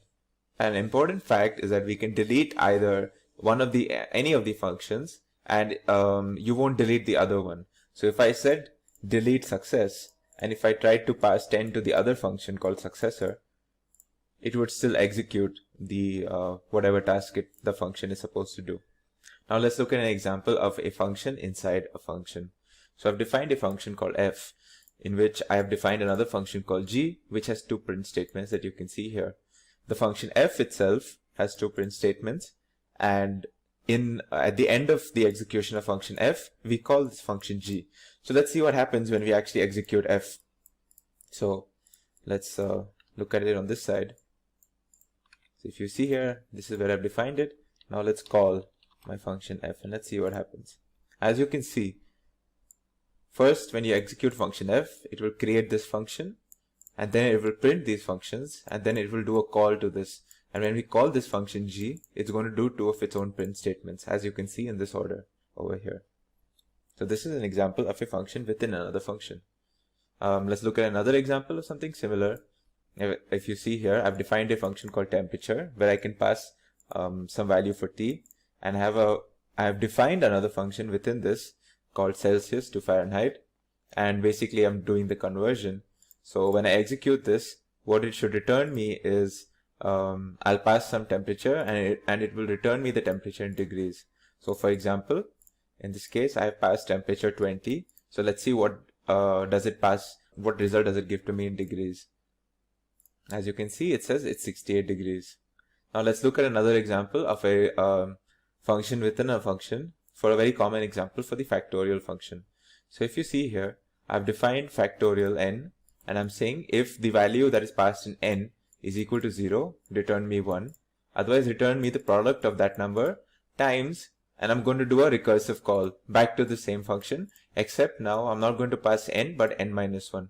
So what this should do is, if I pass 10, for example, it will basically check, okay, since 10 is not equal to 0, it will go here, and it will return me 10 times factorial of 9, and that will do 10 times 9 times 8, and then so on until we reach n is equal to 0, where it will just say, okay, return 1. So what you will effectively get is 10 times 9 times 8 times 7, so on until 1, which is basically factorial of whatever we have passed.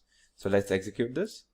See, I'm going to check what is the factorial of 5 here, and as you can see, it gives me 120. Now let's include a line, let's raise an exception by an else statement, which will basically raise a type error, and it will tell me that if I pass a number n which is not an int, and if it's not greater than or equal to 0, it should give me this error message. So I have included this extra statement in this just to check. So if I pass 9, as you can see, it should give me a valid result, which is 362880.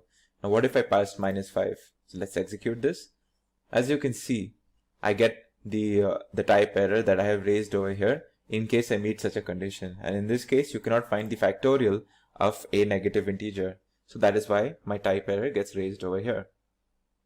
If you actually look closely at this program, you will notice that each time I call back my function factorial, so if I gave it 5 initially, it will check for the this condition, and since it will meet the condition, we can continue. But the next time when we call factorial for 4 and then for 3 and 2, each time is going to do this check. That's kind of redundant, because we know that if we passed 5 in the beginning, until we decrement it to 0, we are going to only get the valid numbers 5, 4, 3, 2 and 1. So we don't need to do this check at every point. We just need to do one check. So a workaround for this would be in this code that I've written over here.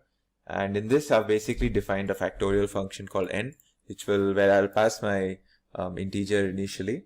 And within that, I've defined the actual function where the actual results will be calculated, and that's called inner factorial. This is where this is basically the actual factorial calculating part. And if you see this if statement block, this is my check. So this will basically be the only check that will happen. So out here, it will check whether the n I have passed is a valid integer and equal to or greater than 0. And if it is, then we will perform this inner factorial function, where we won't be doing any more such checks. We will only calculate the factorial. And if it's not, then we will raise this exception just once, and we will exit the program in case we've given a wrong number. So let's look at an example for 3. So as you can see, at each step of my calculations, I'm going to return whatever value I have at that point.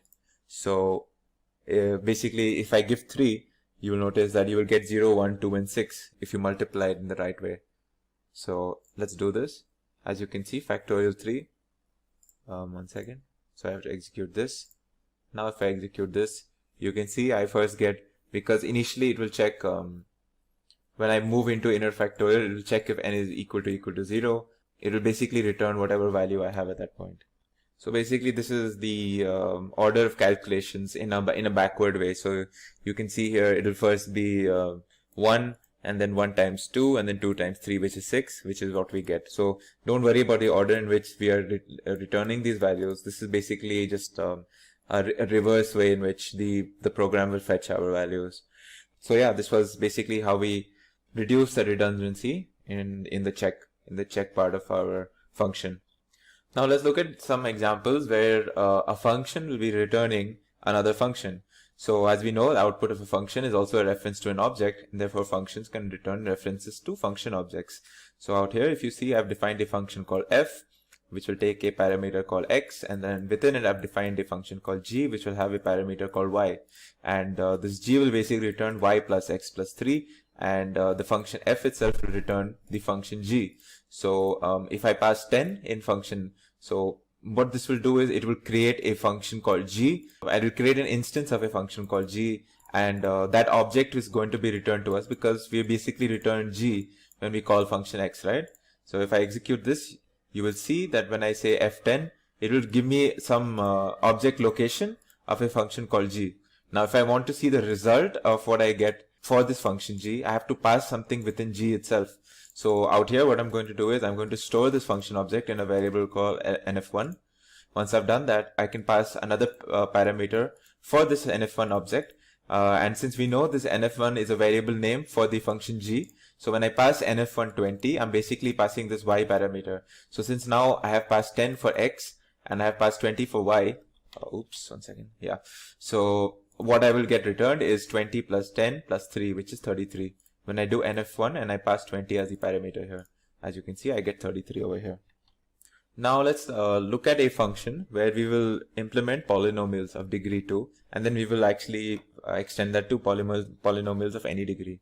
So I have created a function called polynomial creator, where I pass 3 arguments which will represent the coefficients. So a will represent the x square coefficient, b will represent the x coefficient, and c the constant.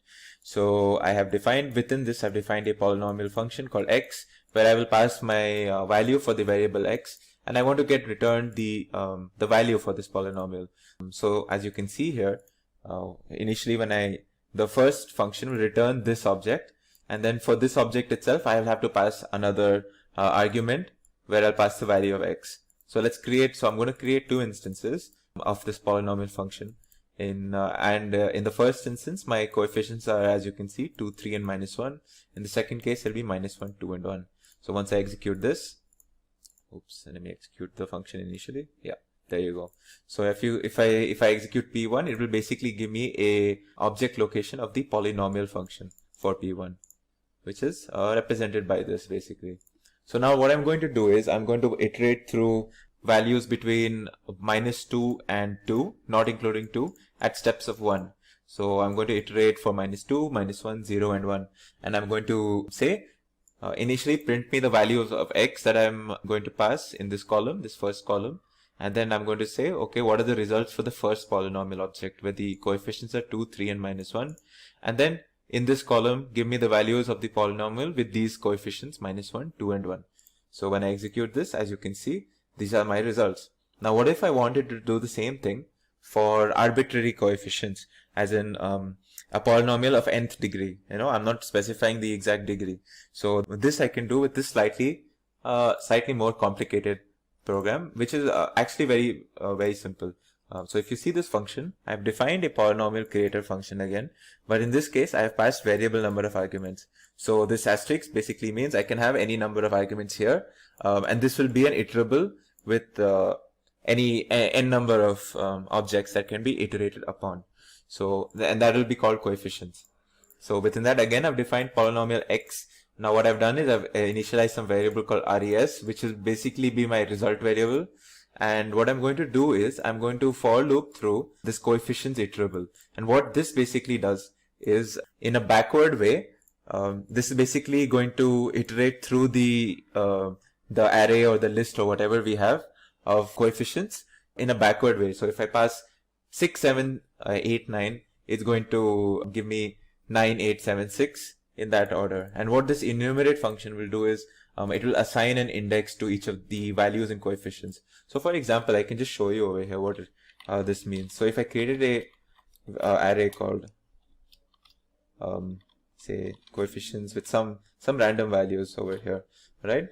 Now if I'm going to perform this line, right? Now let's see what happens when we do a for loop. Let's see what values we get for index and when we do this, execute this line. So if you see here, once I execute this, as you can see, what I have done is coefficients.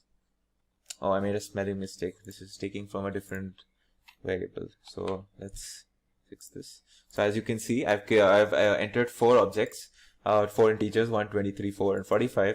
And when I do this for loop, I basically want to assign some index value 0, 1, 2, and 3 to each value in this list, but in a backwards manner. So this will be the 0th item, this will be the first, this will be the second, this will be the third. So that's what we are doing in this function as well out here. We're basically going to use this enumerate function to, now if you see this result is basically going to add each component of this polynomial. So if you see closely, what this is going to do is it's going to first, in the first step, is going to find out, well, what is the value of this, the constant term. And then in the next step is going to find out what is the value of this. And it's going to keep summing it up. It's going to sum this part up until the end. And then we will get our final result in this variable res, and we're going to return that over here. So if you see here, I've done the same thing. I've created 4 function objects, and they're called P1, P2, P3, P4. And now I'm going to iterate through again -2, -1, 0, and 1 as my different x values, and I'm going to see what are the different values for each of these polynomials. So if you see here, my first polynomial is basically, it has only 1 coefficient, so it's a polynomial of the 0th degree. So basically whatever I pass for x, that itself should be my result. So actually this is a polynomial of 0th degree, so this is basically the only result we will get. So the constant is 4, we will get 4 in every result. So if you see here, what I'm printing is the x values first, and what are their respective polynomial values for each of these objects that we've created. So this is a constant, so P1 will only have the result 4. This is P2, so this is a polynomial of degree 1. So it's like saying 2x plus 4, and where x takes values -2, -1, 0, and 1. And in this case, you can see this is a polynomial of 4th degree. So it's like saying x to the power 4 plus 8x cubed minus x squared plus 3x plus 2. So when we replace x with -2, -1, 0, and 1, we get the respective values in the P3 column over here. And for P4, it's basically a square polynomial. So yeah, this is an example of how we can create, we can do a polynomial creator and get our results accordingly. Now, interestingly enough, what we've done here is basically, like, for example, let's look at P3, right? P3 is basically this polynomial. Now, this polynomial function inside our decorator, polynomial creator. So all these examples that I've been showing you where functions are within functions, if you think of it, it's like I'm giving some basic function extra, like I'm doing something extra within them, right? So we can use decorators for this. And in our example over here, what I can do with this function is I can implement the same operation more efficiently by using a decorator within our main function. So we can factorize it in a way that it does not need any exponentiation. So we can, if you think of it, this polynomial can be represented like this, right? If you think of it, it's basically this times x plus some constant, and then that whole thing is again times x plus some constant. Since this is to the power 4, this is all we need. But if you think of it, if we keep going further, all you have to do is again enclose it in another bracket and then do times x. So we can basically use a decorator to do this function. So if you look at this function over here, what I've done is I've created the same polynomial creator with variable number of arguments. But inside this function, like what I've done in the form of a decorator is that I'm going to implement this polynomial by calculating the result in this manner, where it's going to be very much more efficient, and you don't have to keep exponentiating like how I did in this example. So that's what I'm doing over here. And if you see, that is basically implemented over here through this. So when I do the same, when I execute the same thing, and if I go through the for loop again, it should give me the same results, but it's much more efficient. Now let's look at another example of a simple decorator. So I've defined a function called our decorator func. Now this will basically be, this is a reference to another function itself, if you see within this. But inside my decorator, I have a function wrapper where I'm going to print this statement before actually calling the function x, before calling the function, and I'm going to perform a print statement again after that, and I'm going to return the function wrapper at the end of executing the decorator. So let's look at what happens when we define this function foo x. So this is basically a simple print statement where I'm saying hi, foo has been called with whatever this is, argument. So now let's execute what happens when I say foo hi. So as you can see, let's execute the whole thing. So yeah, as you can see here, I have executed this. It says this is the print statement that I've basically written over here, and this is what gets printed when I call this function here. Now when I move on to the next statement, what I'm declaring is I'm going to now decorate foo with f. Now what this means is I've now created this this decorator object basically. So let's look at what happens when I execute this, and then I'll try to explain to you. So when I execute the whole thing, you can see something else is happening now. So we call foo after decoration, then we have this before calling foo, and this is basically this print function. This is the print function that gets executed here. Now we have this is the function call. This is basically the function call, which is basically this foo function, and this line is being printed from this. So if you see here, I'm getting some results from this, like from this decorator itself, but I'm also calling upon the function that is being referred to by this decorator. So I'm doing two things. I'm doing the main thing, which is being executed here, which is the result is here, but I'm also decorating it with these two lines, which comes from this decorator called our decorator. So let's look at the explanation. So if you look at the output of this previous program, we can see what's going on, and that is that the decoration foo, this when we did this line, which was over here, it's a reference to the function wrapper, which is this. Now in this function wrapper, this function itself, right, like this function that we defined here, that will be called as well, but we will also have a bunch of extra print statements in the form of these two lines, which you can see over here, before calling and after calling, that we've also done along with this. So this is a simple example of how we've used a decorator to modify our basic function. Now this usual syntax for decorators in Python is with the at symbol. So we can write the same thing like what we did before through this. So we write at our decorator, and this will basically apply the decorator to this function foo x. So when we do at our decorator and then we define this function and we call it, it will basically do the same thing as doing this, for example. So if I execute this, you can see the same thing has happened here. Now I'm going to give you another example of a decorator. Remember the factorial function that we did earlier, where we did a check within the factorial function. Well, let's see how we can use decorators to aid our case in this. So as we know, before we calculate the factorial of something, we want to make sure that whatever we pass is greater than or equal to 0, and it's an integer, right? So let's define a decorator which will basically do this. So in this decorator, what we're going to do is we're going to create a function called helper, where we're going to perform this check, and this is going to be our decorator basically, right? However, so what this will do is basically this decorator will say, okay, if this check is met, then you can return the value of function of x, which is the function is what we pass in this as an argument to the decorator. So once the check is done, we can perform a factorial. So that's what we're going to do here. So we've defined our decorator. Now we're going to use the decorator here, and we're going to define within it a factorial function. So when we actually perform the factorial, like for some numbers, like we're going to do factorial of 1, 2, 3, 4, 5, 6, 7, 8, 9, 10, all these 10 digits from 1 to 9, sorry. So if you're going to do that, what it's going to do is at each step, so for the value 1, it's going to first check whether our integer passed is actually the correct form of an integer, whether it's in integer and greater than or equal to 0. So once that is done, then it will move on to the actual factorial function. So when we do for I in range 1 and 10, since every number is valid, we won't get a Like nothing wrong will happen. There won't be any exception raised. But what if we did factorial -1 now? Now the factorial function itself doesn't have a check, but since we have a decorator around this factorial function, it's first going to do this check. And if it finds an error, it will raise an exception. So if I do this, if you see when I execute, it raises my exception. So this is how we have added some functionality to the original factorial function using this decorator. In this video, we will be covering the topics of map, filter, and reduce functions in Python.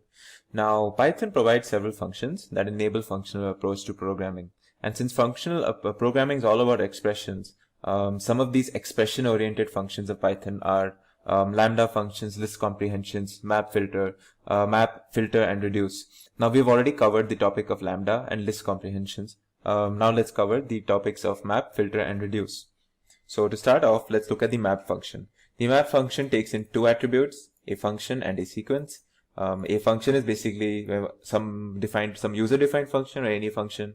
A sequence is basically an iterable object like a list or a tuple, for example, or a bunch of lists and tuples as well. So let's look at an example. So one of the most common operations that we do with something like a list is doing an operation on each of the elements in the list and then outputting a new list with the values as whatever we have modified to the original items of the list. So what if we did the square of all of these items in this list and we want to create a list based on that? So we can basically iterate through it and we can do a square function and then append those values to a new list called squared. And when we do this, for example, over here, you can see when we print squared, we should get the list of whatever square values we have for the original list. But this is slightly a bit tedious. And what if we had a method what if we had a technique wherein we could basically pass a function that we have that we want to do and a sequence on which we want to apply this, and we pass it to a function, and this function basically takes care of applying whatever operations we want to do on each element of a sequence. So this is where the map function comes in use. So let's look at how we use the map function over here. So if you look at this, I've defined a square function. So the square function basically returns, takes an argument x and returns the square of it. And I have a map function which takes the square function as one of the arguments and the list or an iterable as the second argument. So this map function creates a map object, if you see here. So let's just do it one by one. So I'm creating my list and I'm going to create my function called square, and I'm going to send this to the map function. So I'm sending this the first argument as the function that I want to do and the second argument as the list that I want to apply it on. Now let's list out all the items that are in this map object. So if you see, it creates me a list with basically the squared items, and this is exactly what we needed. And another way of doing the same thing would be just going through a for loop in each of the map objects and printing each, which would give me the same results. So if you see here, I found a very neat way of passing a function and an iterable and using the map function to apply each operation that is part of the function, or applying the function on each item in the iterable. So as you've seen, we basically passed in a user-defined function and we applied it to each item in the list. Then the map calls the square function on each list item and collects all the return values into a new list.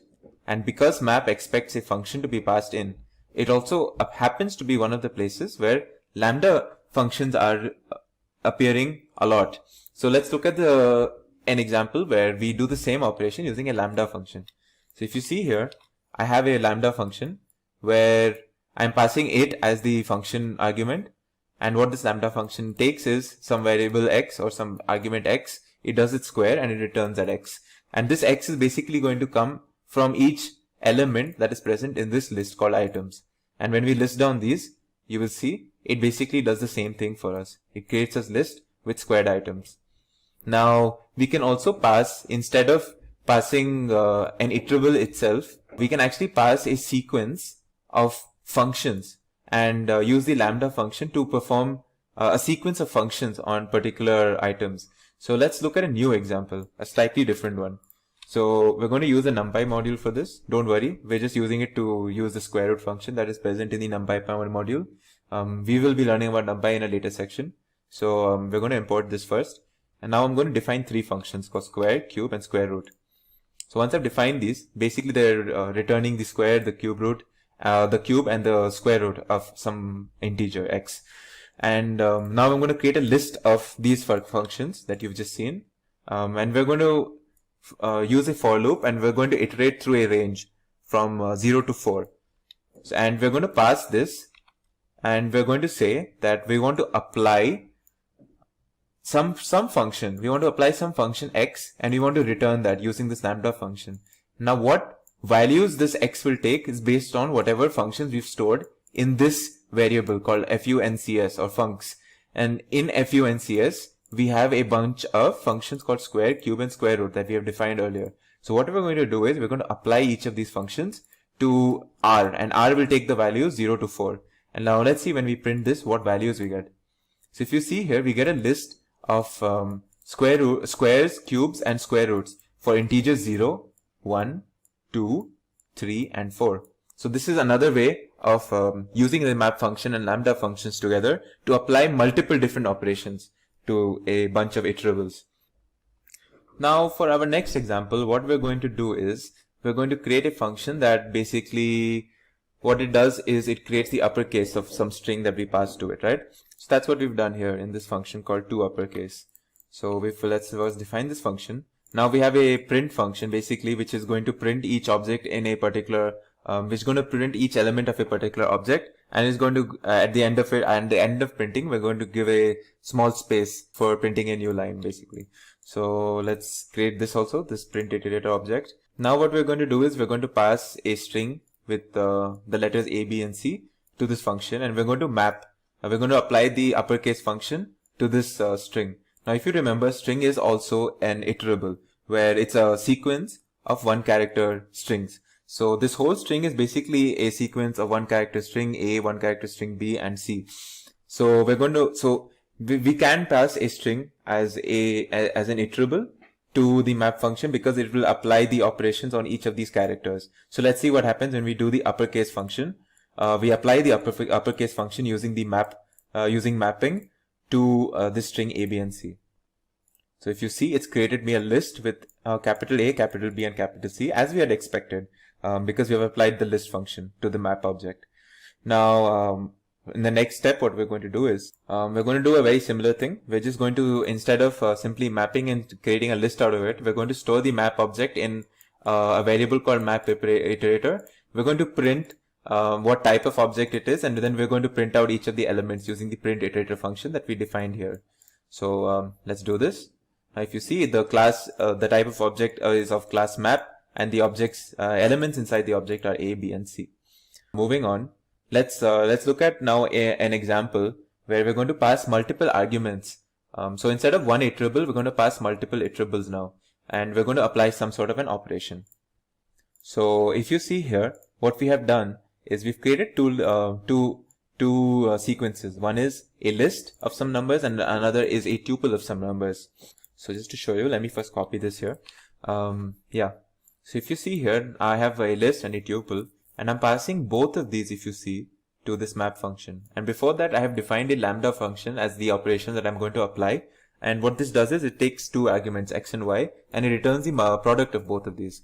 Where does it get x and y from? So the x it gets from this sequence, which is a list, and it takes y from this sequence, which is a tuple. So what it's going to do is going to take x as 1 and then y as 5 in the first step, and it's going to return the product as 5. And then the next step is going to take 2 as x and then y as 6, and it's going to return the product of that, and we're going to get 12, and so on. We're going to get 21 and then 32. These values are going to be stored in the map iterator, which is a map type object. And when we use the print iterator function, it's basically going to print out whatever results we got through this mapping.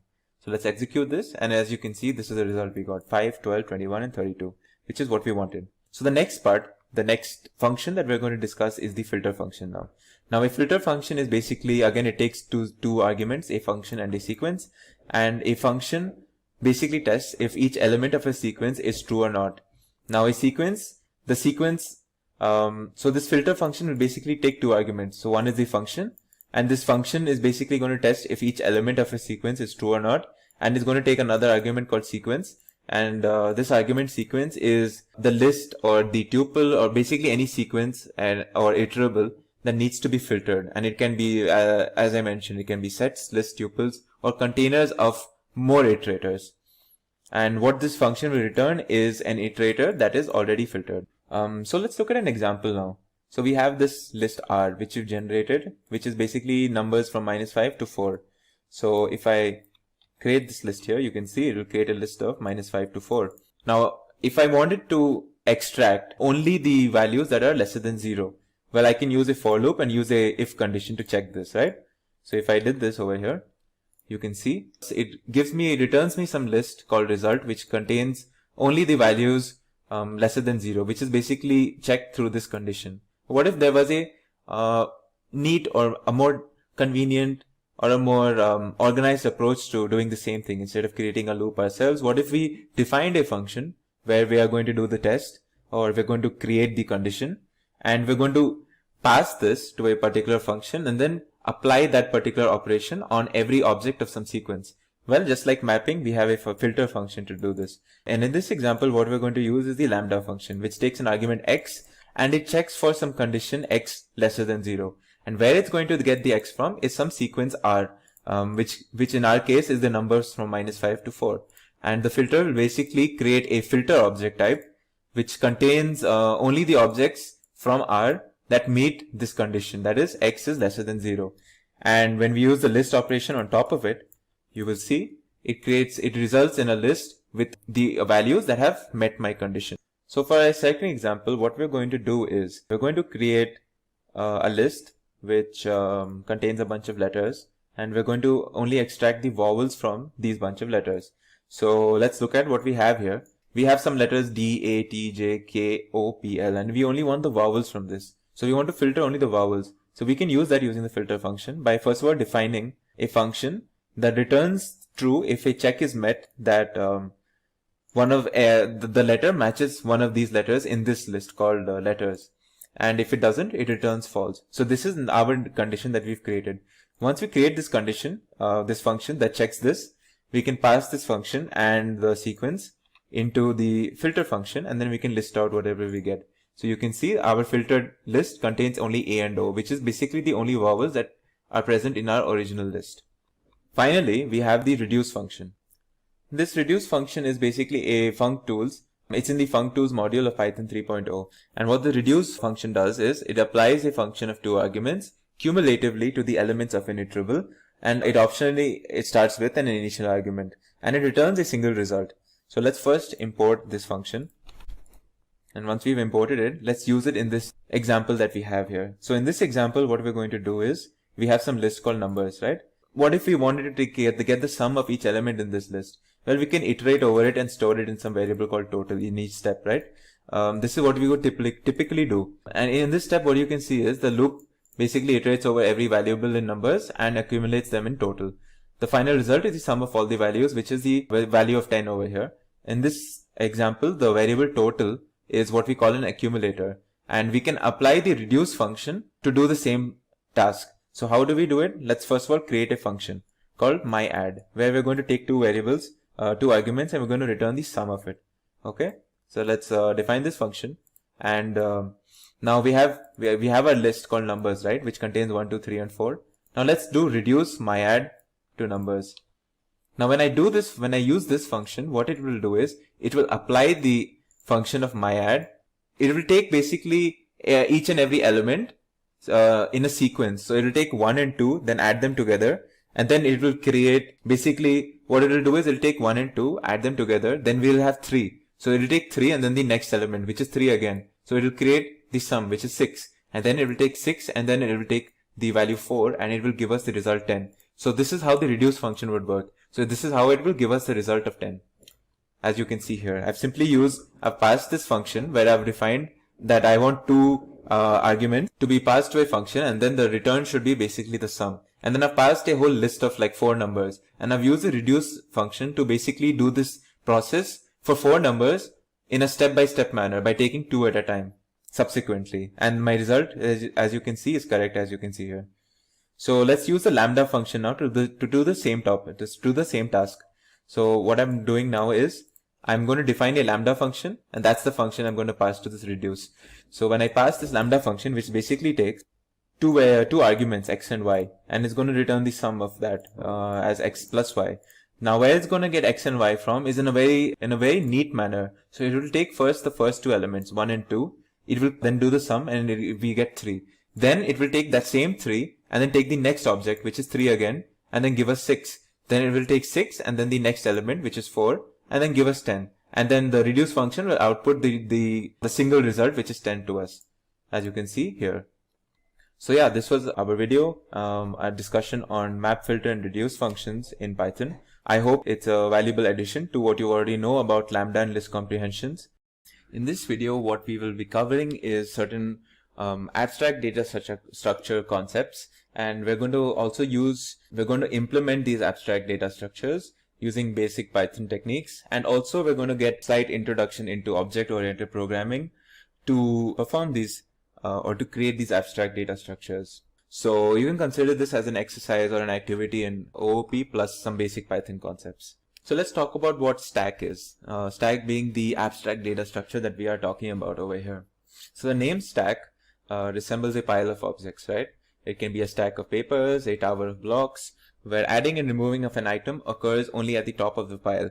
So a stack is an abstract linear data type, which is a collection of objects that supports fast, last in, and first out semantics for inserts and deletes. Unlike lists or arrays, stacks typically don't allow for random access to the objects they contain. So you can't just access something by an index in a stack. You either go from the top or the bottom of the stack. So what we are going to use is insert and delete operations, which are often called push and pop respectively. Stacks and queues are both linear collections of items, but however in a queue, the least recently added item is removed first. So it follows a first in, first out approach. On the other hand, in a stack, the most recently added item is removed in the beginning. So it's like last in and first out approach. So a real life example of a stack is a pile of heavy and precious plates, all kept on top of each other. So if you wish to remove a plate, if you wish to add a plate or remove one, you can only do that from the top. And if you want to remove a plate from the lower bottom of the stack of plates, you have to remove from the top one by one, in a practical example, of course. A useful real world analogy for a stack data structure is, of course, stack of plates. It can be a pile of clothes as well, where you typically want to remove or put everything from on top of the pile and not in the middle or the bottom of the pile. So yeah, so this is a visual representation of a stack where this whole it's a linear collection, but whatever we do is usually something to do with the topmost item or the last entered item of the stack. Now basic operations that can be performed in a stack are mentioned as follows. So there's a push operation, which basically adds an item to the stack. If the stack is full, it is called it is said to be in an overflow condition. There's a pop operation, which removes an item from the stack. It follows a reversed order to pop items, similar to the way when items are pushed. So in that case, we call it an underflow condition. Now there's peek or top operation, which basically returns the top element of a stack, and then there's the is empty operation, which returns true if the stack is empty and false if it is not. Now the applications of stacks, like where do we use them? They can be used to reverse a string. It can be used in expression evaluation, expression conversion. It is used for forward and backward features in web browsers. It is used in recursive passing in NLP, and so many other operations are there and applications for stacks. Now let's understand stack operations. So the two most basic operations are, of course, push and pop. Now when we want to push, what we're basically doing, let's consider an example. So let's consider editing a Python file using the undo feature in our editor. So we have a clear understanding of the stack operations. So at first, say a new function called insert is added. The push operation adds the insert function into the stack. So this is a visual representation of what we're talking about. So we have this empty list, this empty stack initially, and what we're going to push onto this is the insert. Some function, say let's call it insert, or some object called insert. So once we've done this stack looks like this. It has an object called insert, right? Now a word delete is removed. Let's look at the next thing now. Let's say I push something called delete now onto this, right? So if I push delete, some object called delete onto this, it goes on top of the insert stack, right? Because this is a stack. Everything occurs in a top Like the last thing that you have added is the first thing that you will see from the top. So we see delete first. In terms of our example of our Python script, assume the script as the whole stack, where we initially had a function called insert and then we added a function called delete.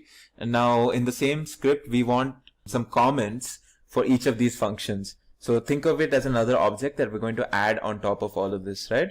So now we have this Python script where we have the first function called insert, the second function called delete, and a bunch of comments pertaining to these. And that's the last, basically, that's the last object that we added to our Python script. Now let's perform some pop operations. So the first, like say we did undo. Now we have a Python script with all of these things. Now let's say we pressed undo for something. Like say we press undo. Well, what is the first thing that is going to go? Of course, it's the last thing that we entered, right? And the last thing we entered was a comment. So when we press undo, what gets popped is the topmost thing, which is the comment. And the comment is now gone. And what we have left in the script is the other two things. And if we hit undo again, well, the next thing that would be removed is the next most recent thing that was added, which was the delete function. And then if we hit undo again, the insert function will get removed. So this is how the pop function and the push function works in terms of stack, where I gave you the example of the undo operation in a Python script. Now let's implement a stack in Python. There are some basic implementations, and they are as follows. We can use lists, we can use collections.deque. I'll show you what that is. And we can use the custom method, which is basically the OOP example that we were talking about.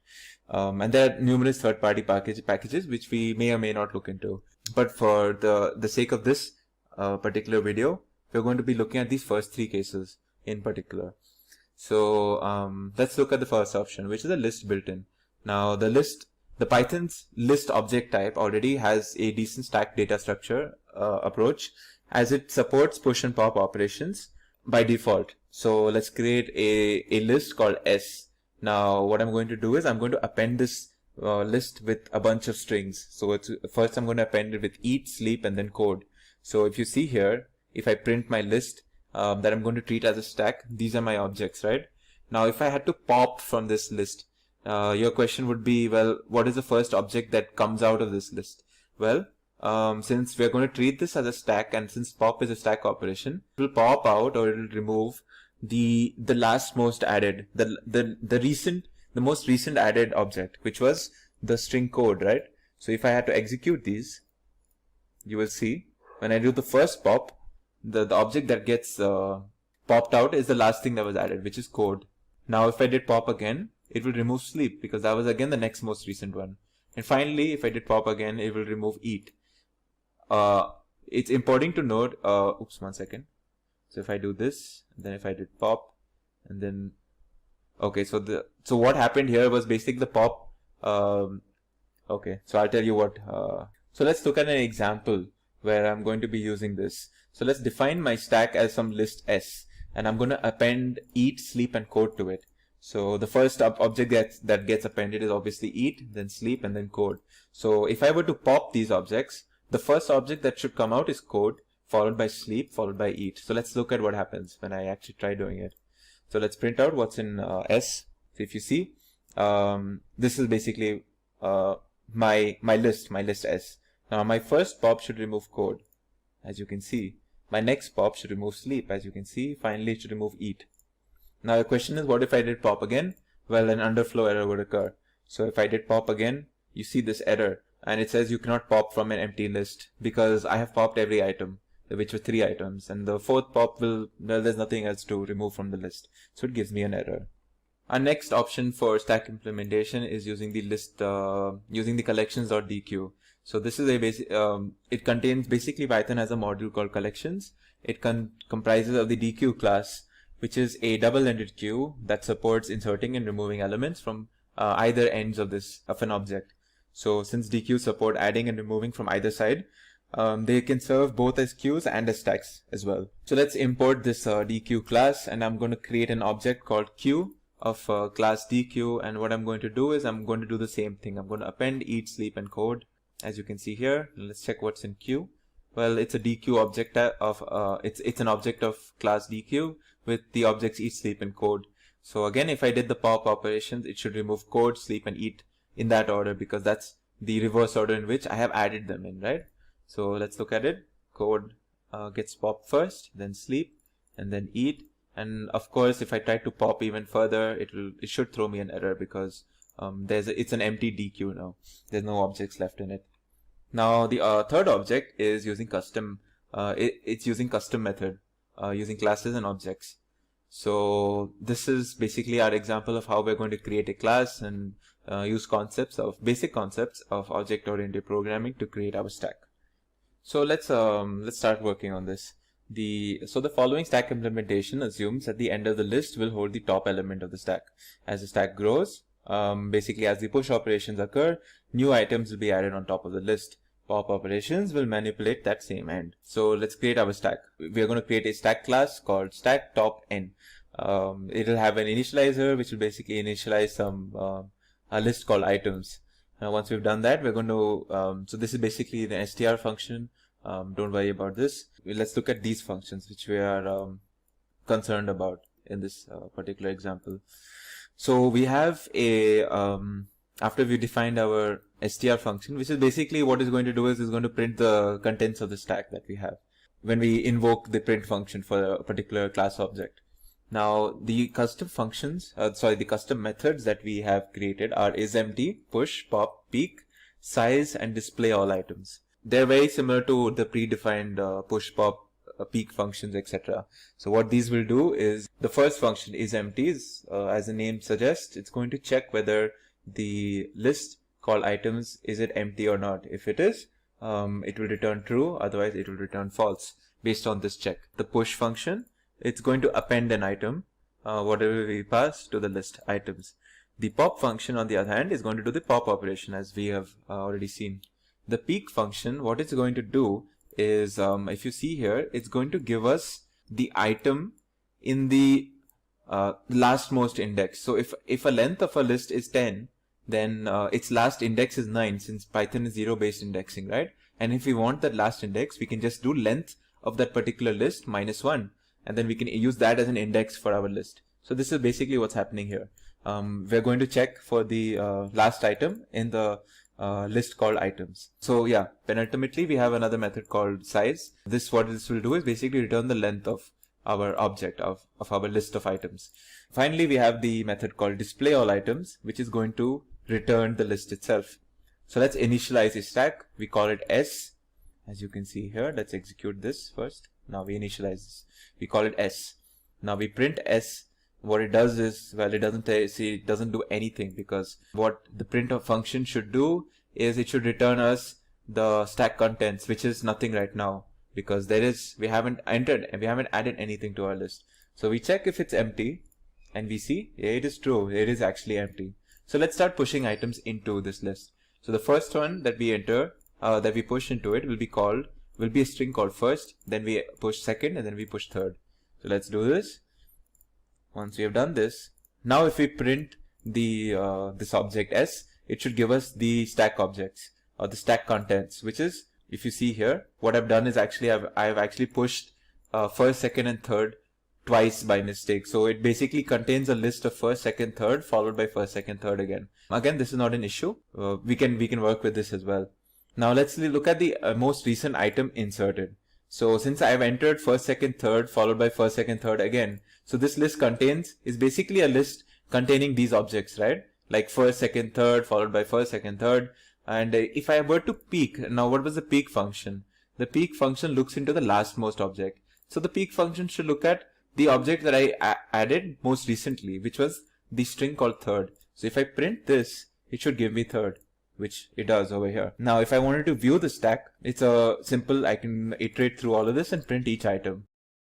As you can see, since I have added it twice by mistake, what it's going to do is it's going to give me everything, as you can see here. So it basically, what this means is my stack contains the objects first, second, third, first, second, third. Similarly, I can also use the display all items to do the same thing, to show the same thing, as you can see here. Now I can add a boolean. So what this push will do is it will add a boolean object called true. So if I push this to it, now this stack contains a boolean object called true as the last object. So let's see. Let's So if I wanted to see what S contains now, what I can do is I can do display all items and check. Let's see what is there now. So if you see, I have my objects here, but now since I added a true object, you can see that over here as well, a boolean object called true. Now let's print size of stack. So we use the size function. It should be 7, as you can see here. Now let's push another object. So this object is a float object called 8.4. And once I pushed it, and if I want to display everything, as you can see now, I have finally another object called 8.4 in this. So if I were to pop now, what will it pop? It will pop the recent most added, which was the float called 8.4. And if I did that, as you can see, I should get 8.4 here. Finally, if I were to display whatever is left here, it should display everything except the 8.4, which I have popped earlier on, as you can see. So in this other implementation, what I am going to treat the top as is the beginning of the list. So the 0th element is going to be my new top now for the stack. So let's look at how things change because of this. So again, I have initialized a list, an empty list, and I'm going to have something, an isEmpty function to check if the list is empty. I have a push, which will basically now not insert objects from the last. It will not append objects anymore, but instead what I'm going to do is I'm going to insert objects to the 0th index of the list item. And when I do pop, it won't remove the item in the last index, but it will remove the item at the 0th index. Similarly, peek function will also do the same thing. It will look at the list from the left hand side. So it will look at the 0th index object. So that's the peek, and then the size is the same thing. It's going to return the length of the list, and display all items will do the same thing once again. So now I have, once I've created this, let's create an implementation called stop 0. Now is stop 0 initially empty? It should be true. Let's push first, second, and third now.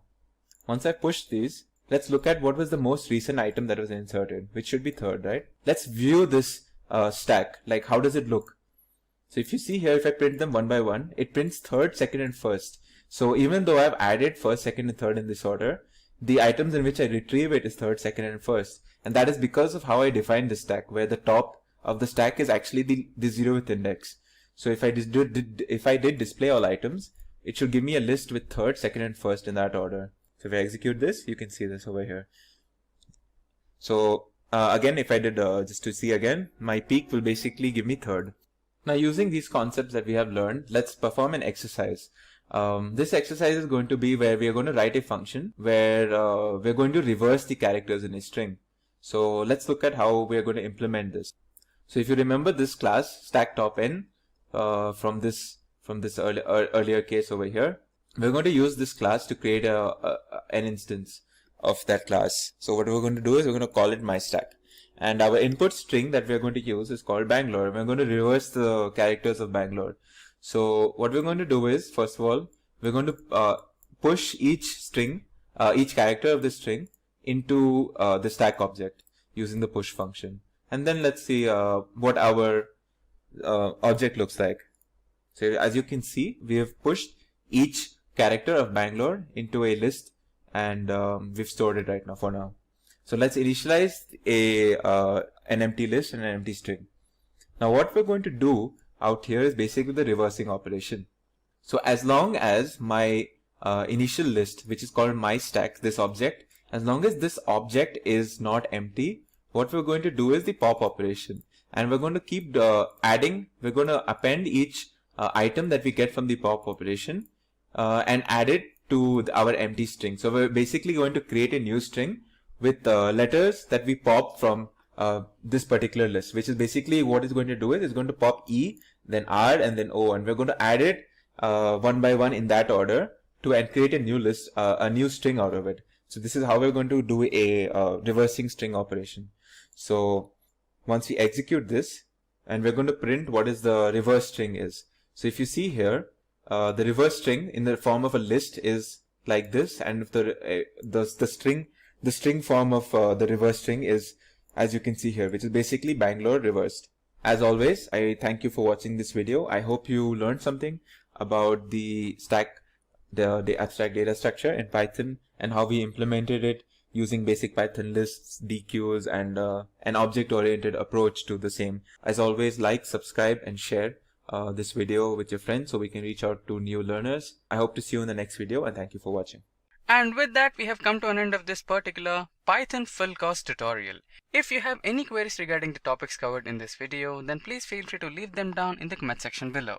Our team of experts will be happy to solve all your queries. Until next time, thank you, stay safe and keep learning.